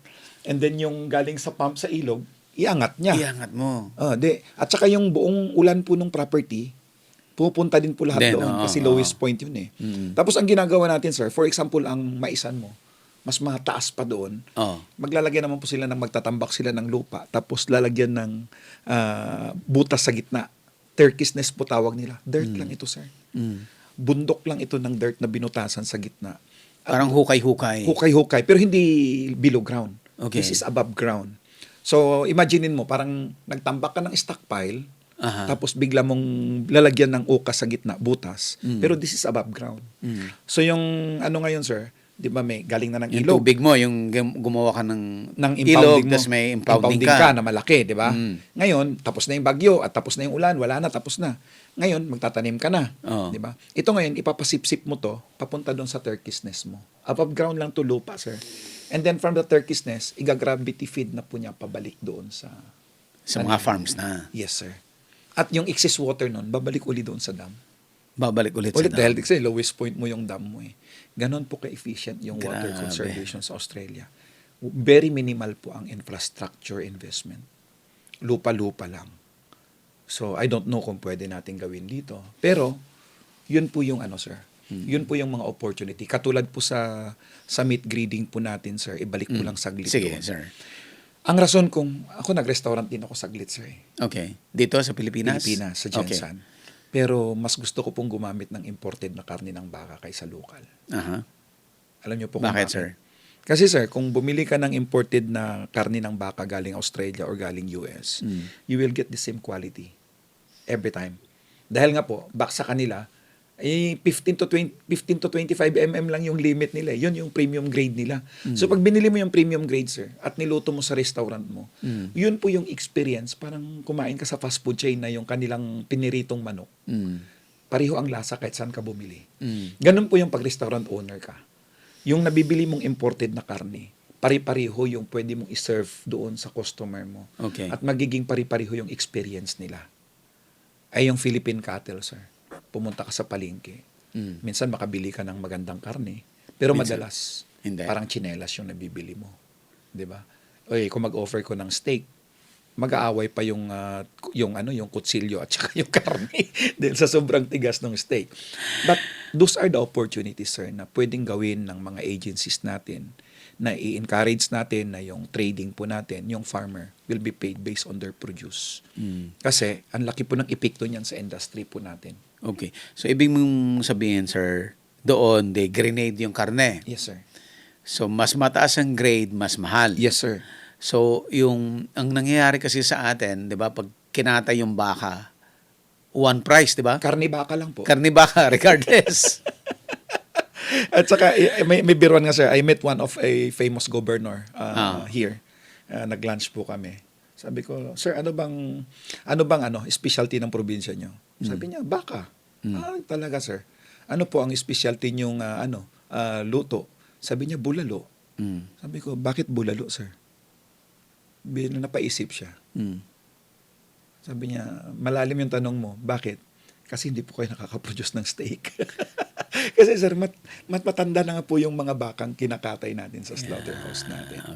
Okay, sa mga grocery, di ba may mga prime cuts na rin sila? Yes, sir. Ano yan? Start na yan? Pero wala kang makikita mga steak cuts di ba? I think, sir, yung prime cut sa grocery, imported pa po siya. Imported pa yun. Yes, sir. So, hindi pa yun, wala. I doubt, sir, kung Oh, I see. I doubt, sir, kung local na po yan. Kasi wala namang, sino bang nagmi-meat cutting dito, sir? Siguro kung mayroon dyan, pero yung baka galing din sa ibang bansa, live na dumarating, finifeedlat po nila, nakakakuha sila ng magandang klase. But, yeah, imported rin po yung baka. Meron pong gumagawa niyan. I see. Pero yung galing po sa farmer, na naglalanding po sa palengke. Ano Kung talaga makakita yan? po tayo ng steak cuts sa wet market, yan posibleng local cattle yan. Pero kung sa grocery, I doubt it's imported. Imported. Sir. Lalo pag magandang klase, Oh, sigurado I see. sir imported. Oh, I see. Or at least coming not from the 96%. Yes. But from the From 4% Wow. na farm. Yes, sir. Commercial farm. Yes, sir. Yan po, yung may mga sarili pong, kasi sa amin, meron pong farm sa amin na talagang they brand their own meat. Yeah. They don't follow the regular price because they produce quality meat. So, premium meat, premium Sila Elisa price. ba yan? Yes, sir. Yeah. Yes, sir. Kaibigan po natin. Yeah. But ang liit lang kasi sir, kaya hindi na-adapt ng the rest of the industry. At saka minsan nga dahil nga locally produced, medyo mahal, mahirapan tayo nakikipag-compete. Hanggang ngayon sir, hirap na hirap tayo makipag-compete sa imported products. Oo. Sir, may ba? Gugustuhin ba ng majority of the Filipinos talaga na tamang cuts? Or okay na sa kanila yung basta baka lang? Sa ngayon, sir, okay na sa kanila. Pero sa katulad po natin na nabigyan ng pagkakataon, ang daming OFW, sir, na nakapagtrabaho na rin sa ibang bansa. Marami na rin po mga middle class na nakakakain po ng masarap na steak. I think for now, nakokontento tayo dahil alam natin na yung karne ng baka ay karne lang ng baka. Ang So, luto lang, nakukontento tayo sa bulalo. nakokontento sa bulalo. Sinasabi natin cultural. Pero kaya lang tayo nakokontento sa bulalo dahil hindi pa po tayo nakakatikim ng masarap na steak. Okay. Pero pag dumating po yung pagkakataon na mura po yung steak, tingin ko po magbabago po yung pananaw ng Filipino sa pagdating po sa pananaw sa quality ng baka. Ano ang magiging implication nito sa economy, sa Pilipino, pag steak na ang kinakain natin, sir? Tingin ko sir, hindi naman sa buong baka naman, the steak is just a small portion of it. Okay. Ang magiging implication lang nito, if ikaw yung 94 or 96% ng cattle farmer at babayaran ka base sa quality ng baka mo, Tataas ang kita mo. tataas ang kita mo. At dyan po ako laging proud dahil sabi ko nga po sa inyo, sir, wala naman po akong namanang lupa sa tatay ko, college dropout po ako. Pero dahil po sa pagsisikap ko sa pag-aalaga ng baka, ay nagkaroon na rin po ako ng lawyer. Yun po yung experience sana na gusto kong ma-share sa mga kababayan po natin. Di bale, maya-maya, uungkatin natin ang buong buhay ni Sir Arnel. Okay, meron pa bang kakaibang ginagawa sa Australia na potential dapat gawin natin sa Pilipinas? Tingin ko, sir, yung animal welfare. Malaking bagay yung animal welfare sa Australia. At nakakalungkot na dito sa atin, sa farming side, alam ko mahal na mga farmer yung kanilang mga baka. Okay. Kung mayroon man nagsasakit diyan, minsan maybe during transfer, hindi nila alam kung paano i-handle yung baka na minsan binabali yung buntot para maisakay sa truck o kaya pinipilit na ilagay sa top down yung napakalaking baka na nire-wrestling po nila. But that's very minimal. Ang talagang masakit ngayon, sir, na nakikita ko is yung between the farmer and the market. Though, alam ko may batas tayo dyan on animal cruelty, pero may nakikita pa rin po tayo na nilulunod po yung baka bago katayin. Ay, Nangyayari I po heard yun, sir. that. That's reality. At I'm sure narinig nyo nga po. Ang problema dyan, sir, kawawa yung baka. It's animal cruelty. Pero higit sa lahat, kawawa yung customer. Oo. Alam po ng mga followers natin, sir, bibili ka ng 1 kilong karne ng baka. Gigisahin mo lang sana dahil ibibistik mo. Biglang naging sabaw. Kasi nga po, waterboarded po yung karne natin. At I think hindi lang po nangyayari sa baka yan. Nangyayari din po sa manok, sa baboy. Kung saan, nag-i-inject po sila ng tubig sa karne. Ang masakit lang po sa baka, buhay ang baka habang ginagawa. So, pinapadaan yung Buhay. tubig sa lungs, and then yung lungs, ifa-flood yung lungs, pupunta sa veins. Kaya, sana po, matigil. May batas na dyan, sir. May batas na dyan. Kailangan lang i-implement ng concerned agencies. Sino naka-imbento ng kalokohan na yan, sir? I don't know, sir. Very unique ang Filipino pagdating dyan. Pero nung napunta ka sa cattle, andyan na yan? Yes. Tradisyon na rin yan? Yes. Okay. Ang sinasabi kasi nila, minsan sobrang mahal nung kapital nung baka. Sobrang barat bumili nung Nung kabilang buyer, side. oo. So, paano naman babawi yung matadiro? Ay, yung biyahero. Okay. Siyempre, doon na lang babawi sa tubig. Pero again, by the end of the day, it's about us, the consumers. Fair ba yan sa atin? Na bibili ka ng 360 pesos Per kilo. per kilo na tubig. So it's unfair. But again, hindi po natin sinisisi yung mga tao, sir. Pero I think, alam mo paraan yan, sir. Kung ma-finish mo yung baka mo ng maayos, kung bilog na bilog yung puwet, hindi kasi magiging effective yung waterboarding dyan, sir. Kasi wala kang kalagyan eh. Puno na eh. Puno na siya. Oo, puno na siya eh. So, magagawa lang yan kung payat yung baka. Kung payat yung baka, 'di ba? So, tingin ko pag nabago po tayo na, yun na nga, baka yung farmer idiretsong pumunta sa slaughterhouse at siya naman magpapakatay, i-grade yung, ibabayaran siya base sa grading ng karne niya, ay tingin ko lahat itong mga small problems nating in between ay maa-address po natin dyan. At pupunta na yung tamang kita doon sa totoong nagsikap na padabain itong baka na to. Gaano kaganda ang mga farms sa Australia? Kumpara natin doon sa 6%, sir. Yung 6% natin dito na malalaki, di ba? Kumpara natin doon, walang-wala ba? Alam mo, sir, mas magaganda farm natin dito. Oh? Yes, sir. Mas magaganda farm natin dito. Kasi, sir, sa Australia, sir, walang atip ang mga farm doon. Yung mga bakahan, yung feedlot, Open. Walang atip. Naglalagay lang po sila ng shade cloth to just filter yung sun. Yung sun. Pero walang atip. Kaya nga, lagi kong sinasabi, kung kunti lang pera natin, wag na muna tayo mag-invest sa atip. Ibili na muna natin ng kadagdagang baka. Kasi, naturally, again, wala pong bakang pinanganak na may bahay. They are born sa wild na mag-survive sa elements. Kami po, yung farm po namin sa Pulumulok, that was built since 1994. For the last few weeks, umuulan po doon araw-araw. At pag summer po, umiinit din po doon araw-araw. Cattle are just exposed on the elements. Wala pong problema. Importante lang po dyan, available yung tubig 24 hours. 22 hours na pagkain. Hindi rin po kami naggagamot, sir. Bihirang-bihira po kami maggamot. Kasi pag tama po yung nutrition ng baka ninyo, mataas yung kanyang immune system. Maganda yung reproductive system niya. Pwede mong i-expose uli, i-breed. At saka sa mga naggagatas, maganda po yung gatas. Yung issue lang kasi sa gatas, sir, dapat pagtuunan din po nila yan. Number one is, you're bringing temperate breed to milk in a tropical country. Diyan pa lang, sir, ang laki na po ng mismatch dyan, sir. Kahit ano pa pong gawin natin yan, sir, umpisa pa lang eh. Di ba? Para po kung sa kaso yun, ebidensya nakuha sa maling paraan. Milking cattle, temperate breed cattle in a tropical country. Mali. Mali. So what's supposedly yung tamang gagawin? Sir, kung ako lang, mahilig naman tayo mag-import. I-import na lang natin yung part na yan ng business. Yung dairying, sir. Talaga? Oo, kaya mag-dairy ka ng Carabao kung gusto mo. Pero again, ano na po ba, kumusta na po ba ilang taon na ba tayong tumatak, 1.5% nangangarap ng milk sufficiency? 20 years na yata natin ginagawa yan, sir. Ano bang nangyayari? Ba't pinipilit po natin Ay ba rin ang, ano mo sir, ay ba rin yung mindset mo? Tigilan na yan kasi hindi naman Practicality, sir. nag-improve. Practicality, sir, di ba? Hindi, kasi unang-una, sir, nagdadala ka ng baka na galing sa malamig na lugar at pipilitin mong mag-produce ng gatas sa tropical country na napaka-humid. At pangalawa, ang requirements po ng dairy, sir, 5% ng body weight on a dry matter basis. Kailangan 22 hours may pagkain. Ikaw, sir, napupunta ka naman sa mga dairy farm.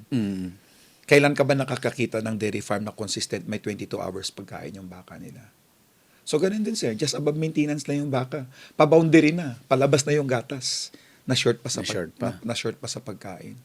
So, ako, sir, kung tatanungin, ilagay nyo na lang sa beef cattle yung pera. Beef na lang. Beef na lang. Mas suitable ang beef. Yes, sir. Kasi Brahman-based tayo eh. Any cattle, any temperate breed animal na dadalhin mo sa Pilipinas na na-cross ng Brahman will thrive. Pag na-cross ng Brahman. 50% Brahman. Kahit anong dalhin mo sa Pilipinas na na-cross ng Brahman, mabubuhay po yan. So, bakit hindi na lang yun ang pagtuunan natin ng bansin? Mayroon na ba kayo na-interview, sir, na yumaman sa pagde-dairy? You're putting me on the spot. Sorry po sa mga kaibigan natin.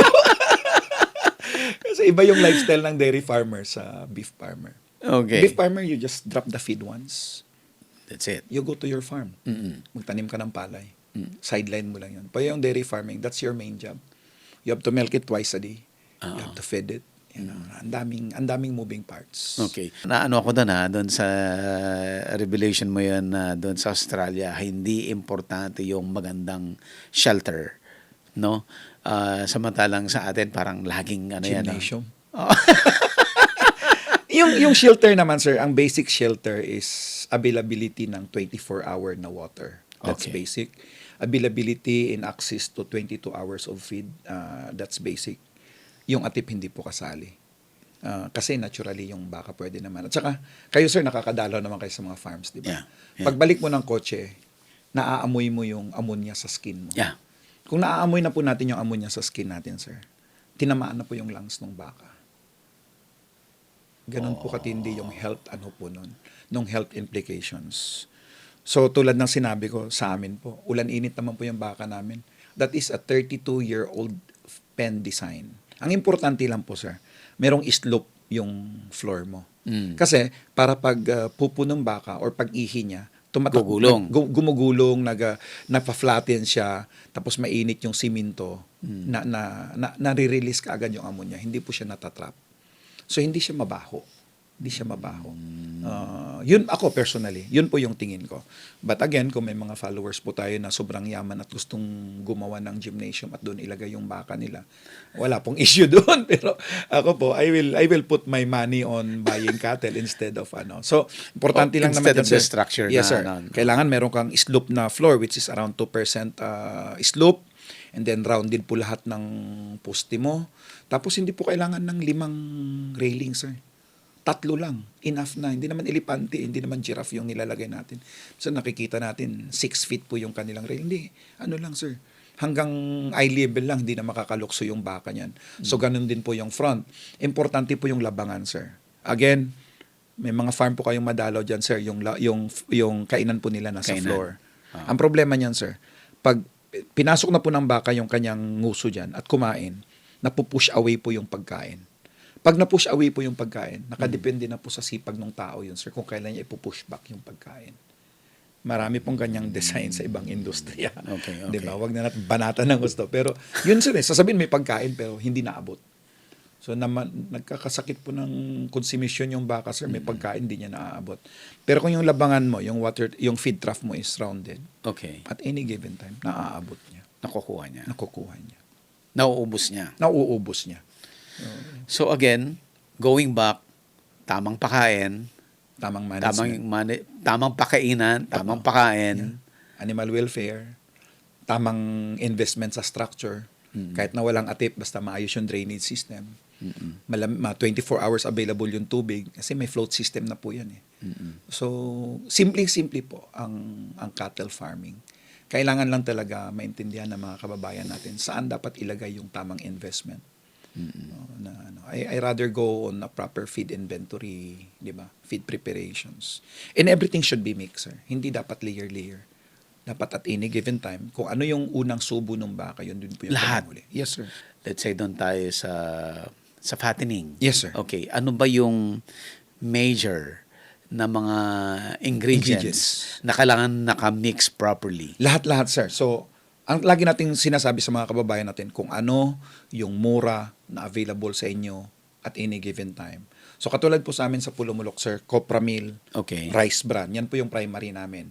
At saka sa ngayon, sorghum silage. Okay. So, hypothetically, lagay tayo ng 2 kilos na Copra Meal, 2 kilos na Rice Bran, 20 kilos na sorghum silage, asin. Ang asin, sir, anything that is more than 3 teaspoon label. 3 teaspoon lang 3 teaspoon lang. in every In per head on the average regular size. per head. Or Okay. anything that's more, it's not good. Okay. So lagay ka ng 3 kutsara na label na asin.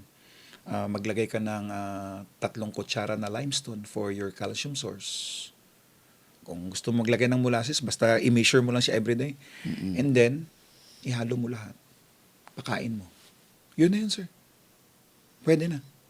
So kung gusto mo magpakain ng dayami, tatadtarin mo lang.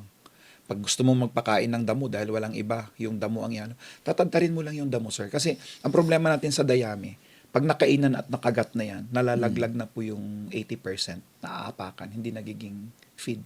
Sayang naman po yung effort natin na naghakot tayo ng dayami. So ang sinasuggest ko po, tadtarin nyo po lahat. 1 inch to 2 inch yung dayami, kahit ano pong ano. Basta importante lang, pag kinain ng baka, pumapasok lahat sa loob. Hindi nakuhulog doon sa tabi-tabi. Pero sabi mo kanina, sir, kung ano yung nag-start na nakasanayan kainin ng baka, yun dapat yung kinakain niya lagi. So kung, let's say, kung corn silage ka, corn silage through and through. True and true. Pero kung Pag sorghum ka. Yes, sir. Pero kung hindi maiwasan, kasi hindi naman talaga maiwasan na mauubusan ka ng corn silage at posible nga na meron kang Napier silage or sorghum silage. Ang gagawin mo lang naman, sir, 10 days na transition. So, gagawin po natin dyan, let's say, yung old feed mo is corn, for, let's say, 20 kilos, di ba? 15 kilos ka muna na corn. Ilalagay mo yung 5 kilos na sorghum. Introduce mo. Introduce mo. 3 days. Unti-unti. Oh, I see. Tapos titignan mo yung tae. By the way, sir, yung tae ang pinakamagandang indicator kung tama yung ginagawa natin o hindi.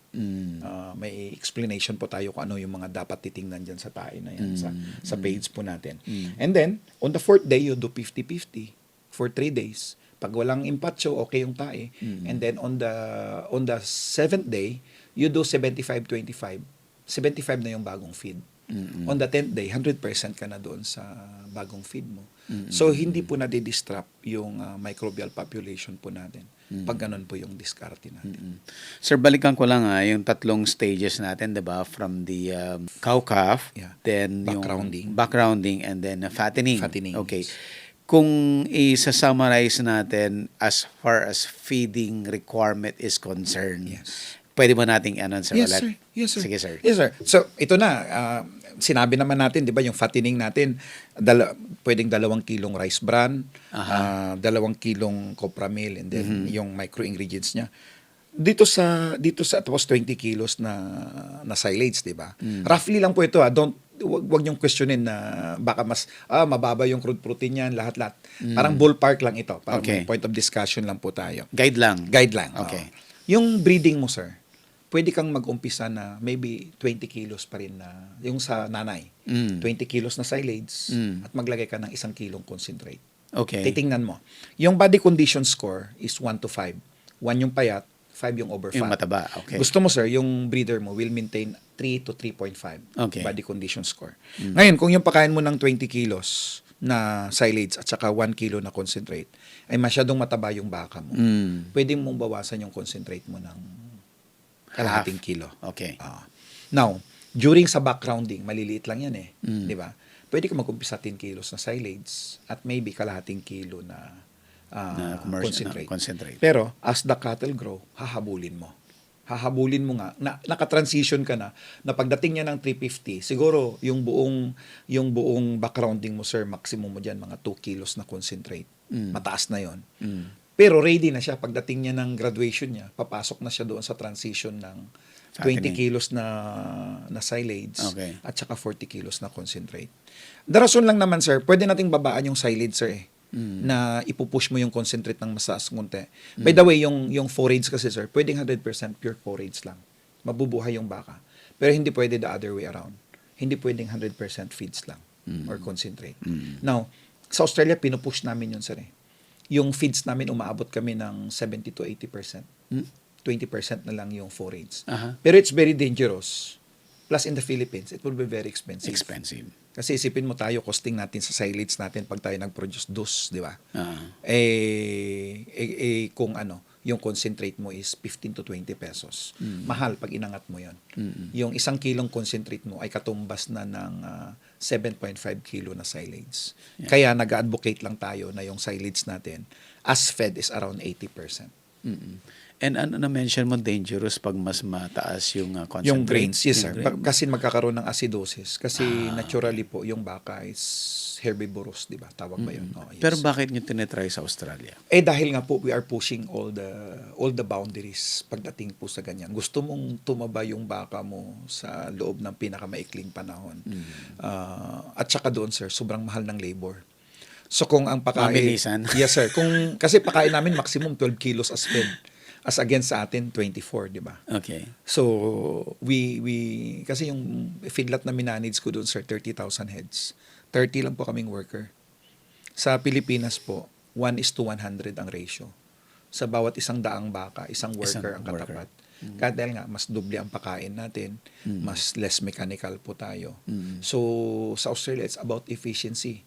Could you imagine if you have 50,000 heads or 30,000 heads, times kung 24 kilos yung daily intake niya. 2 araw mo bago mapakain yun. Pag 1 or 2 lang yung feeder mo.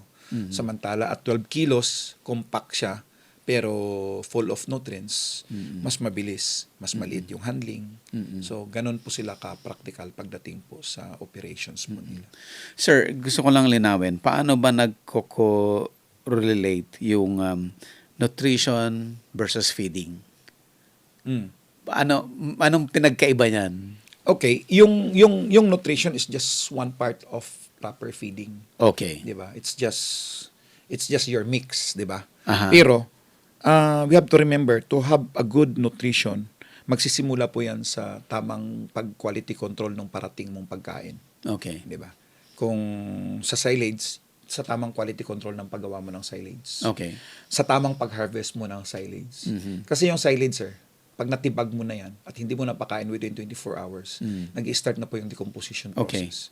So, kasama sa feeding yun. Yung paggawa ng concentrate, di ba? Quality control on your darak. Marami dyan, sir. Hinahammer mill yung hulls. Pinapastro as darak. So, kailangan may ingat tayo doon. Then, maybe copra mill, katulad sa amin. Yung iba dyan, sir, nilalagyan ng limestone yung copra mill, hindi natin nalalaman. Yung copra mill ngayon, parang 20 pesos. Yung limestone, 60 centavos lang. Pag naibala yan sa'yo, Wow. talo ka na ulit doon. So, doon pa lang, sir, dapat binabantayan mo na. Pagdating naman sa mixing, importante po na hindi ka nag-o-overmix. Hindi mo ino-over-process. So, kung meron kang mixer, dapat paghalo nung rice bran, copra mill, asin, limestone, at saka yung forage natin. Kung meron kang mixer, ang limit niyan, sir, is 3 minutes. Huwag mong i-mix ng more than 3 minutes. Dahil? Kasi ayaw mo na, pag habang umiikot yung mga conveyors mo, yung, anong tawag niyan, auger mo, napipipi na po yung, lumalabas na po yung katas ng sorghum mo. Okay. Kasi, sir, it's now, you are doing partial digestion na hindi pa umaabot sa rumen ng baka mo. Katulad I din po see. yung mga gumagamit po ng copra mill. Huwag niyo pong durugin yung copra mill ninyo. Kasi may mga copra mill po na ganito kalalaki, ganyan kalalaki. Hayaan Hayaan nyo mo lang po lang. yan. Pakain na lang po natin yan. Kasi pag dinurog mo, i-defeat mo na yung pagpasok kasi, sir, ng mga pinong pagkain sa loob ng rumen. Dumidiretso na po siya sa small intestine at naiihi, na papastro na po. Pag sobrang Sobrang pino. Pino. So kaya ayaw natin, gusto natin rough siya. Kaya gusto natin na nagunguya po yung baka natin habang nagpapahinga. So andun na po tayo sa mixing. yung distribution, sir. Kailangan, lalo pag nakapen po yung mga baka natin, Oo. dapat po pantay po Pantay. yung pakain. Sa Australia po, 250 po yung laman ng isang kulungan. Nakita po namin na pag huminto ka po 2 meters away bago sa end, may mga iilang baka po for the day na magpapagutom dahil hindi mo po nalagyan yung kanilang teritoryo.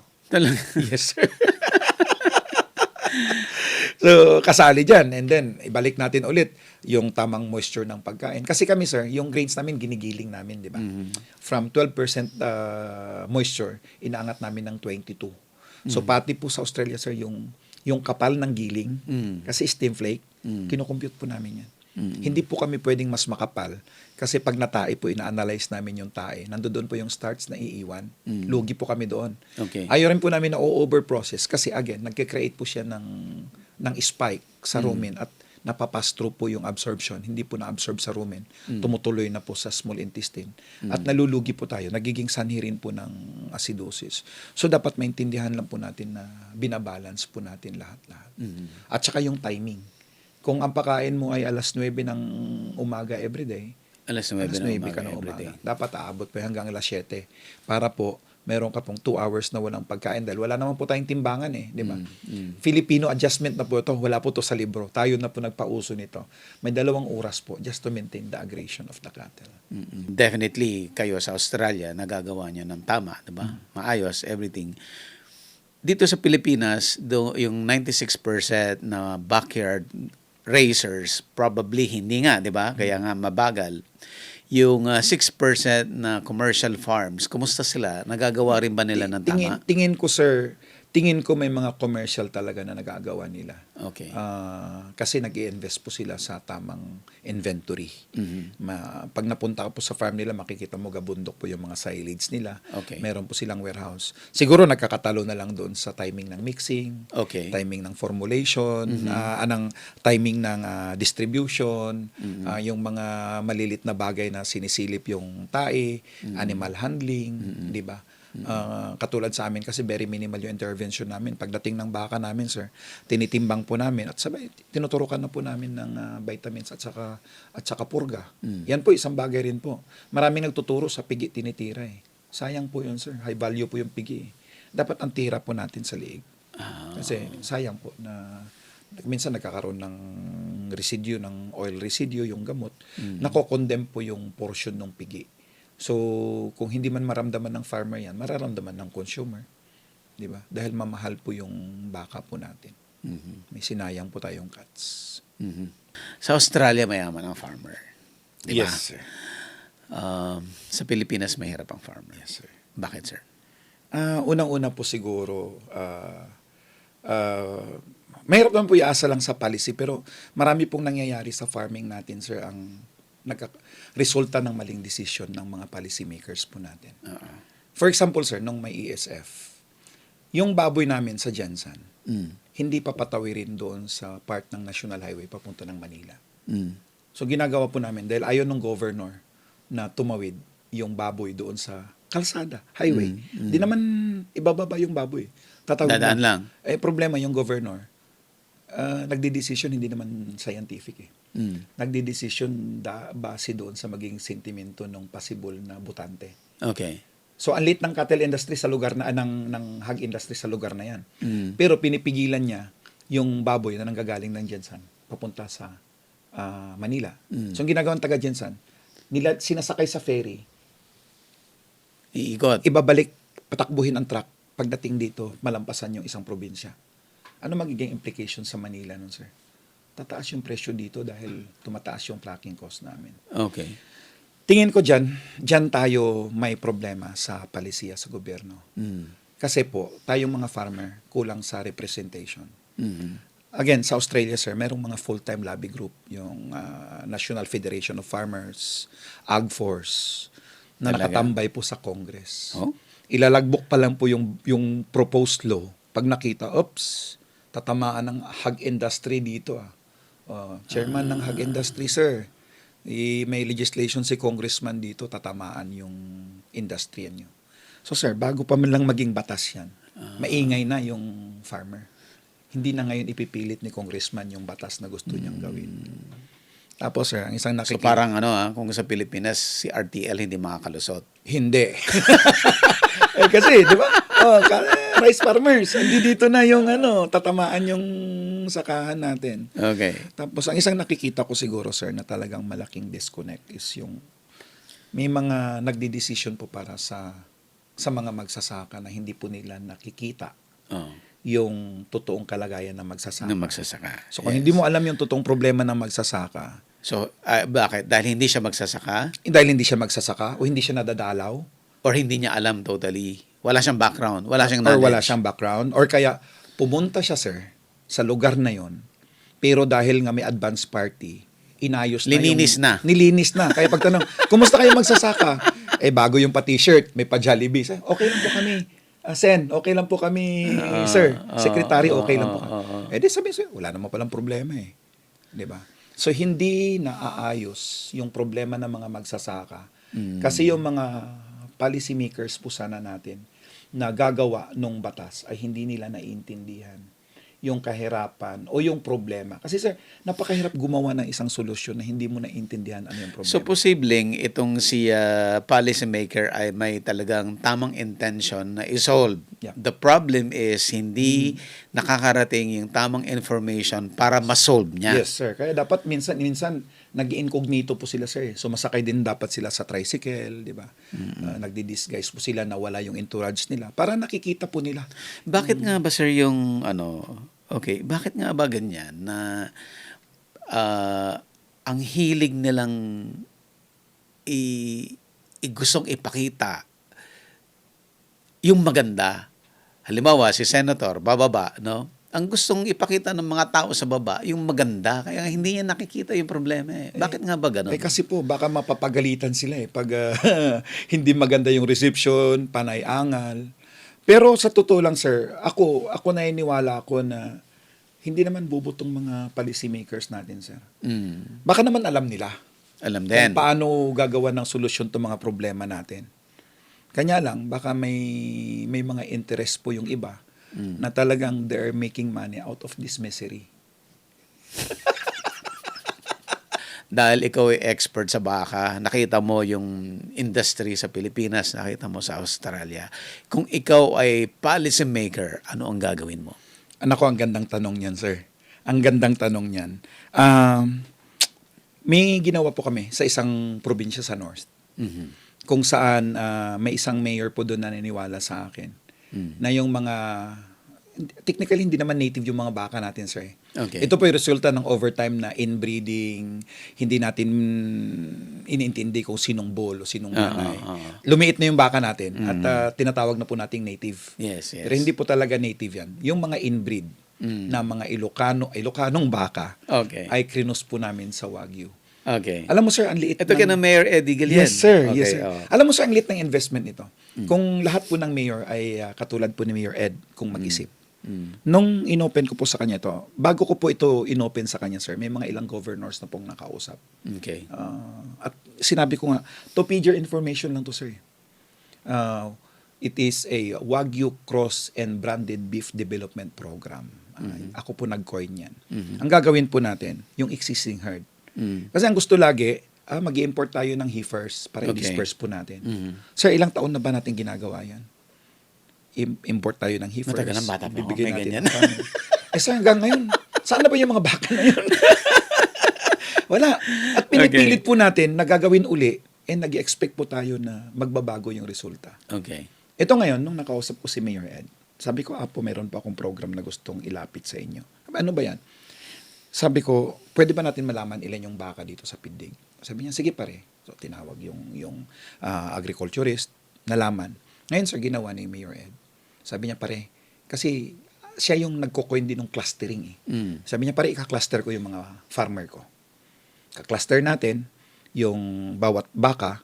Tapos ginawa, sir, sumulat kami sa PCC. Humingi kami ng semen ng Wagyu. Okay. Tapos sumulat siya sa DA, humingi siya ng gamot, hormones, vitamins, pamurga. Tapos pinadala yung mga EI technician sa PCC para turuan mag-EI. Okay. Sir, that was 2021. So yung mga Ilocanong baka namin, ini-EI namin ng Wagyu. Sir, 2022, nag-start ng maglabasan yung mga Wagyu Cross, Ilocano. Mm. So, ang dami na. By the hundreds. Ngayon. Yes, sir. Okay. Anong ginastos ng gobyerno, sir? Klinaster mo lang yung farmer mo, pinatrain mo lang yung EI technician mo, humingi ka ng gamot sa DA, humingi ka ng semen sa PCC. Siguro yung munisipyo bumili ng nitrogen tank, bumili ng EI kits. Hundreds of cattle, sir. Hindi ka na nag-antay ng barkong dumating, hindi ka na nag-import ng ano-ano. Sir, 2.5 million cattle all over the country. Kung nakikinig sila mayor ngayon, ba't hindi nila kayang gawin sa probinsya nila yan? Kung gagawin natin yan, sir, over time, yung baka po natin ay dadami. And then, pag tinuruan pa natin na i-finish yung mga baka nila dito, medyo kukunti po yung number of heads natin at the same number of kilos dahil from 175 na carcass, magiging 275. Sir, challenge ko sa mga mayors. Silipin ninyo, wala po kayong gastos dito. Pwede nyo pong gastusan siguro na maging cooperative yung mga cattle farmers po natin para magkaroon pa po ng ibang suporta galing sa gobyerno na hindi na po kayo maa-audit. Diba? Pero simple lang. Utilize the existing herd of your farmers. You support them on their organization.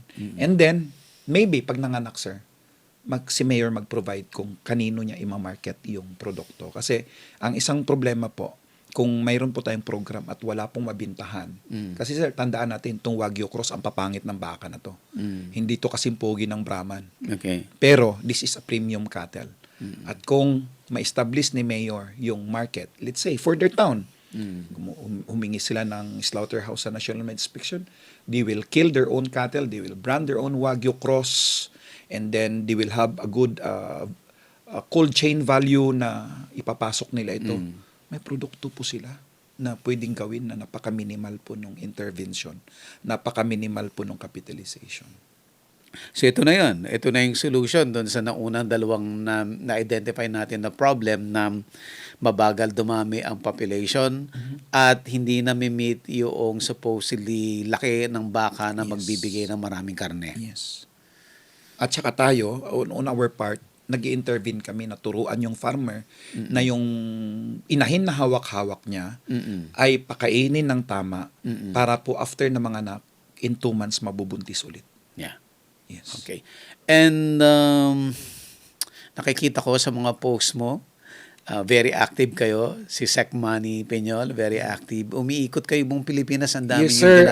So, it has something to do with itong kagaya ng ginawa ni Mayor Eddie sa PIDEG. Yes, sir. Actually, dyan din kumukuha si Sec Manny ng inspirasyon. Kasi nung nandito ako last year, kinakwento ko nga sa kanya na mayroong nangyayari sa PIDEG at nasilip niya. At being a farmer himself, nakita niya ngayong opportunity. At kami, mayroon din kaming sariling Wagyu herd sa farm namin. Okay. Kaya yung sinishare po naming experience, talagang kami po mismo ay nakasubok nun. Kaya, Nasubukan na. sabi nga, nung unang panahon, sir, yung Wagyu hindi magta-thrive sa Pilipinas. Pero that's a myth na nabust na po natin yan. Okay. So yun, umiikot po kami, nagtuturo po kami. And as a matter of fact, si Sec Manny on his own capacity, tumutulong din siya mag-consolidate nung importations kung may gustong sumama. Pero ako, sir, ang focus ko is on the local cattle. Gusto ko lang na mabigyan ng pagkakataon yung mga farmers po natin. O if 94% of the 2.5 million is owned by the small farmers at matulungan po natin sila doon sa breeding system po nila. Ang kagandahan kasi ng Wagyu, sir, bakit mas prefer ko yung Wagyu kaysa Brahman, isingit ko lang. Small calving kasi eh.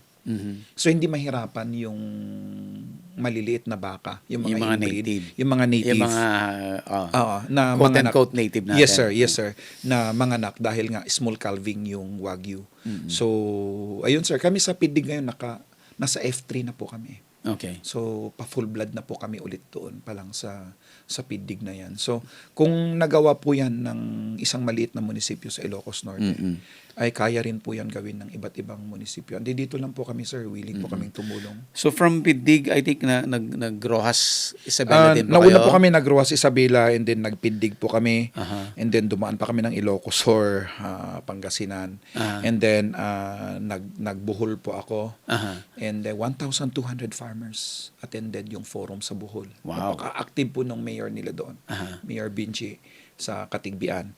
And then we went to Iligan. Then we went back to Manila. And then nagkaroon kami ng 2 session kahapon. So I'm now on my way back to Australia, sir. By the way, after the podcast, aalis na si Sir Arnel. Lilipad ng Australia. Kaya grabe, sir, pasalamat ko na we were able to pull off this Yeah. this podcast, at sana po marami po tayong Yeah. matulungan naman. So itong ginagawa niyong ito, so madaming nagkaroon ng interest. Yes, sir. Aha. Yes, sir. In every forum na pinupuntahan namin, we always had overtimes kasi ang daming interest, ang daming tanong.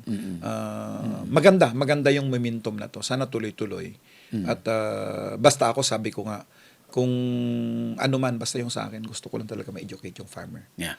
So kung tuloy-tuloy ito, gaano natin mapapabilis yung paglaki ng industriya as far as the small backyard raisers ng cattle sa Pilipinas? Nako, sir, sabihin natin 2 million lang yung baka natin. Alisin natin yung 500,000. 2 million. Sabihin mo kalahati niyan ay babae. At siguro sabihin mo na kalahati niyan ay breedable. Okay. Breedable. So that's half million. Half million. Half million. At ang mabubuntis niyan ay 80%. 400,000 every year. Pwedeng manganak. 400,000. In 2 years time, yung 400,000 ay manganganak ulit. So maybe, sir, if lang na pagbibigyan tayo sa ganito, we're thinking, sir, in 10 years time, baka kaya natin magkaroon ng mga another 5, we could triple the cattle populations. Maybe pag sunertehin pa po tayo, baka kaya pa po natin 10 million heads. Pag nagawa natin yun, sir, ano na ang status ng Philippine cattle industry? Sir, kung dumating yan, isipin mo, what if in 10 years time, bawat likod ng bahay ng ating farmer ay mayroong 10 wagyong baka. Hindi man natin mapapantayan yung Land Cruiser ng mga farmers sa Australia, sir. Pero baka naman po yung anak po natin ay mapaaral po natin sa magandang paaralan. So, yun lang po. Ako pag nakita ko, pag yung anak ng farmer ngayon napaaral natin sa magandang paaralan, sir, mabe-break na po yung cycle ng poverty. So, yung next generations will be having a better life. Yeah. Well-educated. And if tayo po yung magiging tulay nung pagputol nung henerasyon ng kahirapan ng mga magsasaka, sana lang. Yeah. Okay. Total na ano mo na rin yung breaking the cycle, Sir Arnel, no? Eto na. Kakalkalin ko lang. Nung last year, naiyak ako dyan. Kakalkalin ko na yung buhay mo, Sir Arnel. Dyan, Breaking the cycle. may tissue ba tayo, ma'am? Successful ka doon. Yes, sir. Again, anak po ako ng magsasaka. We lost our 1 hectare land when I was grade 5. So, at a very early stage, ano naman ako, sir, masipag naman ako talaga from early stage. Nagbebenta ako ng bayabas. Nagbebenta ako ng ice candy at my young age. Kakanin. Kasi yung lola ko mahilig gumawa at binibenta ko po yan sa school. And then, nung dumating nga po ako ng high school, nung magsisikan year na ako, medyo naligaw ako ng landas. Huminto po ako at umalis po ako sa bayan namin at napadpad po ako sa Zamboanga City for 1 year. That time, I was 13 years old. At inambisyon kong maging timonel, yung nagdadrive nung Basnig, yung quartermaster. There was a 60-year-old guy na quartermaster at sabi niya, kung gusto mo, tuturuan kitang magtimon ng Basnig. Pero challenge ko sa'yo, sabi niya, you are 13 years old. Ganyan din edad ko nung nag-umpisa ako. I am now 70. I'm still steering this Basnig. Gusto mo ba na ganyan magiging buhay mo? So that was a challenge nung nagkasakit ako sa Basnig at na-realize ko ang hirap pala.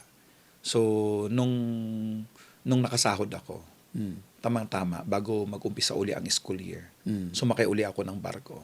Siguro may alignment, sir, kasi yung tiras, yung may babae na naka-occupy doon sa upper tiras ko. Tinanong niya ako, sabi niya, taga saan ka? Sabi ko, ma'am, taga Kiamba po ako. Sabi niya, taga Maitum ako, next town sa amin. Sabi niya, anong plano mo? Sabi ko, ma'am, gusto ko mag-aral ulit. O saan ka mag-aral? Sabi, hindi na po ako pwede bumalik sa school namin, ma'am, kasi 3rd year na po yung mga classmate ko. Sabi niya, ako principal nung next school. Sabi Okay. niya, pumunta ka doon. So pumunta ako doon, I enrolled second year. And then, maswerte naman tayo, Sir Buddy. After a year, nakakuha tayo ng scholarship. Third year, fourth year. So, ang inintindi ko na lang, yung pangkain-kain na lang. So, on weekends, kami nung uncle ko, nagbubunot kami ng niyog. Yung dehusking. Kasi sa amin, high value yung uling eh. So, hindi namin binibiak yung niyog. Binubunot namin. 35 pesos per 1,000 nuts na nabubunot mo. So, yun po yung naging buhay ko. And then, I graduated from high school. Habang nagsiselebrate pa yung mga classmates ko, ako pumunta na ako sa Davao. So, in Davao City, may lula po ako na dealer ng isang cosmetics company. Nag-start ako sa kanya. Benta ng lipstick, benta ng makeup, di ba? Benta ng mga apparel, panty, bra. Alam na alam ko po yung mga sukatan, sir. And then, ayun, nag-umpisa ako doon, nag-aral ako ng engineering. Ang hirap pala ng engineering. So, first year lang, change course ako, criminology. So, naging gwardiya po ako ng unang fast food chain sa Davao. Anong fast food to? Yung McDonald's. Ako yung isa sa mga first guard dyan. So, nagtrabaho ako sa McDonald's as a guard. And then, nahinto ulit. May nag-offer sa akin na may opportunity sa Cotabato City. So, I went to Cotabato City. I stayed there for 2 years. Pinangakuan ako na paaralin. Hindi rin naman ako napaaral. So, after 2 years, sabi ko, boss, uwi na lang po ako ng South Cotabato. So, may uncle siya doon. Marunong naman ako magmaniho. 2 senior na. So, ako yung taga-maniho nila. May 5 baka siya. Ako taga-pakain. Libre lang din yung kain ko. Ito yung start ng baka. Kasi yun, malakas na yung importation nung time na yun eh. Okay. Tapos, yung tinutuluyan ko doon, chairman siya ng Federation of Cooperatives. Kaya sabi ko, Lo, bakit pwede mo naman ako tulungan makahanap ng work? College dropout nga po ako. Sabi niya, merong available na trabaho. Mag-janitor, may janitor nga lang, sabi niya gano'n. Sabi ko, sige, Lo, kukunin ko na yan. So yun, I was employed with the Alco Farms. Ito na kina Sir Delphine. Kina Sir Delphine Alcoriza po. So, they're very good sa akin kasi kahit when I was working my way up, naging documentation in charge ako, I work at the office, naging supervisor ako ng operations. Binigyan ako ng motor para makapag-aral ulit. So, nag-aral ulit ako. Kanya lang, sir, inabot na ako ng 5 taon na kakaaral kasi nadadrop, ganon. Tapos, yun na nga, nakapag-asawa din ako ng maaga. I got married at the age of 23. Kaya nga ngayon, meron na ako 30-year-old daughter. So, I got married at a very early stage. So, yun, hanggang naging manager nga ako nung The Alco Farms. But in between, 2001, napadala po ako sa Australia para mag-aral po ng feedlot management. Sino nagpadala sa'yo doon? The Alcoriza family. Sila rin. At saka yung partner po nila, yung supplier po namin. Okay. Yung Austock po na si Anthony Stras. Kaya nakalagay din po siya sa book ko. Nag-aral ako doon at may time ako na para ito yung mga irony sa buhay ko, sir. May pagkakataon ako na makahanap ng trabaho. So, sinabi ko kay Anthony at saka yung sa partner niya, si Michael Goodwin, if you could find me a job, sabi ko. Ito yung Barmont Station feedlot. At naging kaibigan ko yung may-ari. Actually, nung nilalabi po ako, sabi po ng may-ari, baka maging sakit ng ulo namin yan. Hindi namin yan mabantayan. Liit-liit ng farm namin, 45,000 hectares. So, kunti lang worker namin, sabi. Sabi naman ni Tony, kunin nyo lang, in 3 days, kung ayaw nyo, di kunin namin balik. So, pumunta ako doon. At nung nandoon nga ako, sir, 3 days later, tumawag yung may-ari ng Barmont Feedlot. Kinabahan si Tony. Sabi, Tony, can we keep him? Gusto na nila akong kunin. So, sabi naman ito, hindi pwede kasi uwi ng Pilipinas yan. Kasi nga, nagmamanage siya ng farm doon. So, 2001, I went home. And then, nung 2004, nung tinamaan na ng financial crisis yung business, tinawagan ko ulit yung dating farm na pinagtrabahuan ko. Bumalik ka. Sabi ko, can I come back? Sabi, yes. So, bumalik ako doon. I stayed there for 8 years. When I left in 2004, my youngest daughter was 2. Di ko na ulitin doon, pero that's how hard being an OFW. I am 200 kilometers to the nearest town. So medyo mahirap. 18 months bago ako nakakuha ng isang Filipino. Yung kaibigan ko si Rami. Hanggang ngayon nandoon pa. Kaya naging status po kami ng stable na farm worker. So, in 2012, nakita nga ng Australian Lot Feeders Association na maayos kaming magtrabaho. Pinauwi po nila ako para kumuha ng karagdagang Filipino. So, nakapagdala po tayo ng mga... So, ikaw ngayon naman nagdadala ng mga Yes, Pilipino. sir. Yung mga 100 workers yung unang batch na nadala ko doon. Okay. Kasi sabi niya, could you hire someone like you, sabi. So, kaya umikot po ako sa Mindanao, kumuha ako ng mga Filipino. Sa awa naman ng Panginoon, sir, nandoon pa rin sila sa industry, karamihan. At ang irony, sir, noong 2012, yung unang kumpanya na ayaw akong tanggapin, ako po yung naging manager, yung Guno Feedlot. So, I ran it for 3 years and then umuwi ako sa Pilipinas. And then pag uwi ko nga po sa Pilipinas, nag-partner po kami ni Paul Alcoriza. Tinatagpo namin yung Adelaide River Farms. So, pinatakbo namin.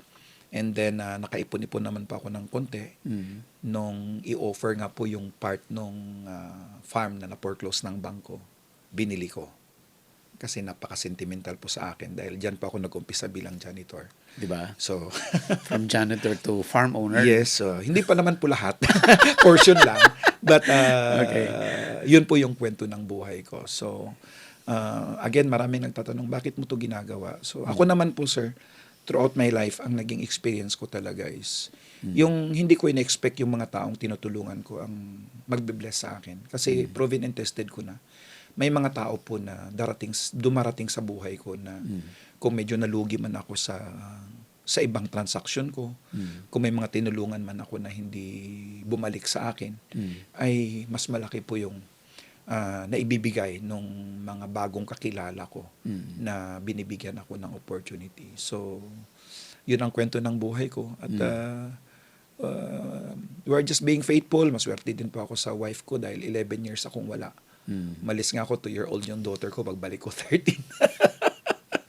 So, Pero at least ngayon magkakasama kayo. magkakasama na kami Okay. bumalik kami ng Australia. Okay. And maswerte nga po ako dahil back February 6 ay nag-take off na po yung daughter ko as a lawyer. Lawyer. Yes, sir. Kaya ako, pagdating po sa pagsabi na tutulong, all out po ako dyan dahil alam ko po na ang tanging paraan lang po na maging totoo yung pangarap ko ay kung matupad ko po yung pangarap ng iba. And right now, speaking of para matupad yung pangarap ng iba, meron kang libro, Yes, sir. no, na pwede nila maging guide. Yes, Pakita sir. natin, sir. Yes, sir. Ayan. So, eto Philippine Cattle Feeding Handbook. Yes, sir. Feeding Cattle the Philippine way.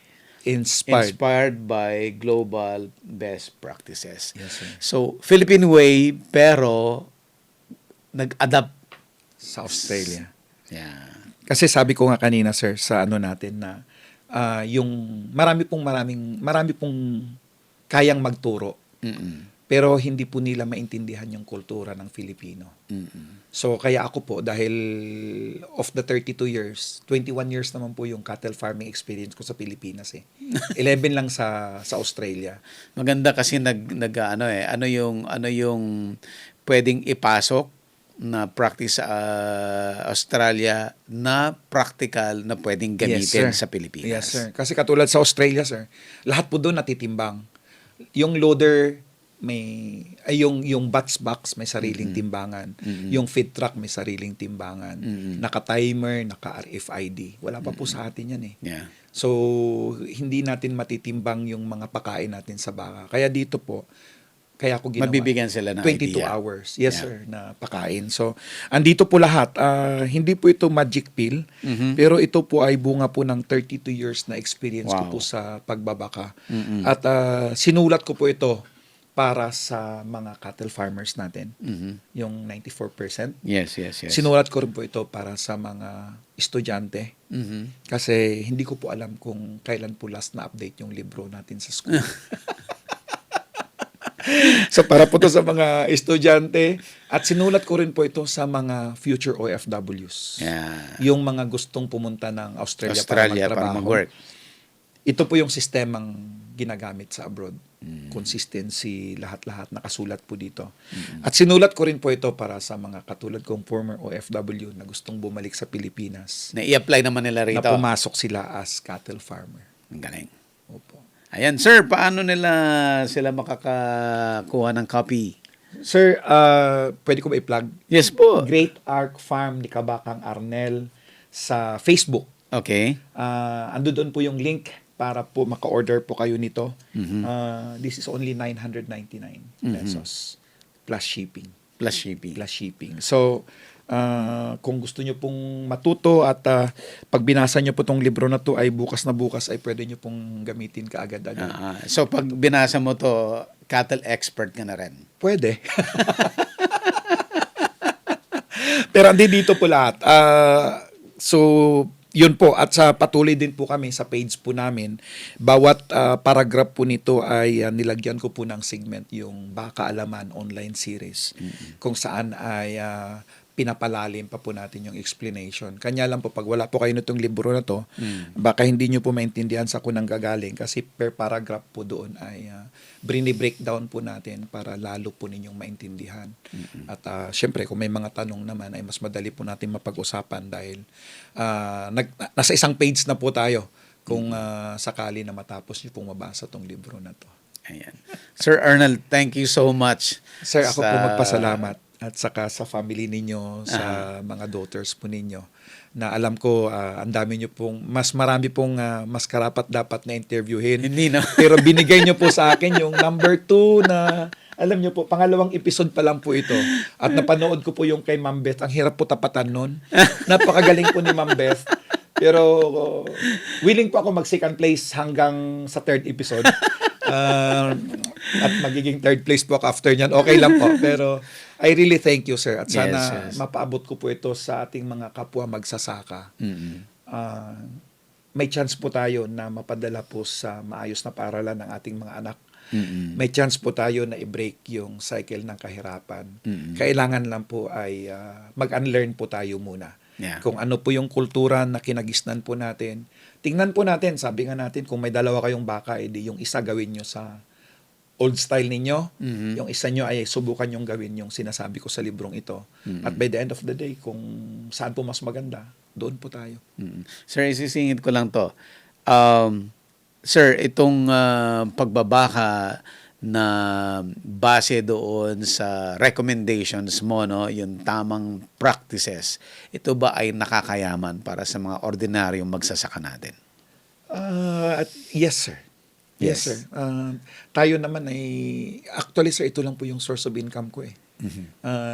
Kahit papaano ay napaaral ko naman yung mga anak ko sa magandang university. 2 lang po yun. Pero napaaral ko po sila sa pagbabaka. Dahil yun nga, sir, kung maayos yung fattening mo, 7,000 pesos po yung pinakamahinang kita mo dyan within 100 days. Yeah. Plus kung nagpo-produce ka nga ng pagkain mo, may pera po eh. So, pwede. Bakit hindi? At sana nga po, pagdating ng panahon ay maalala mo lang tayo, Sir Buddy, na pinag-usapan po natin ito at nagbago po yung mukha ng industriya. Yes, sir. Thank you so much. Thank you, sir. Thank you, sir. Thank you. At least hindi po ako naiyak this time. Pinigilan. Agribusiness, how it works. Instruct, inspire, succeed.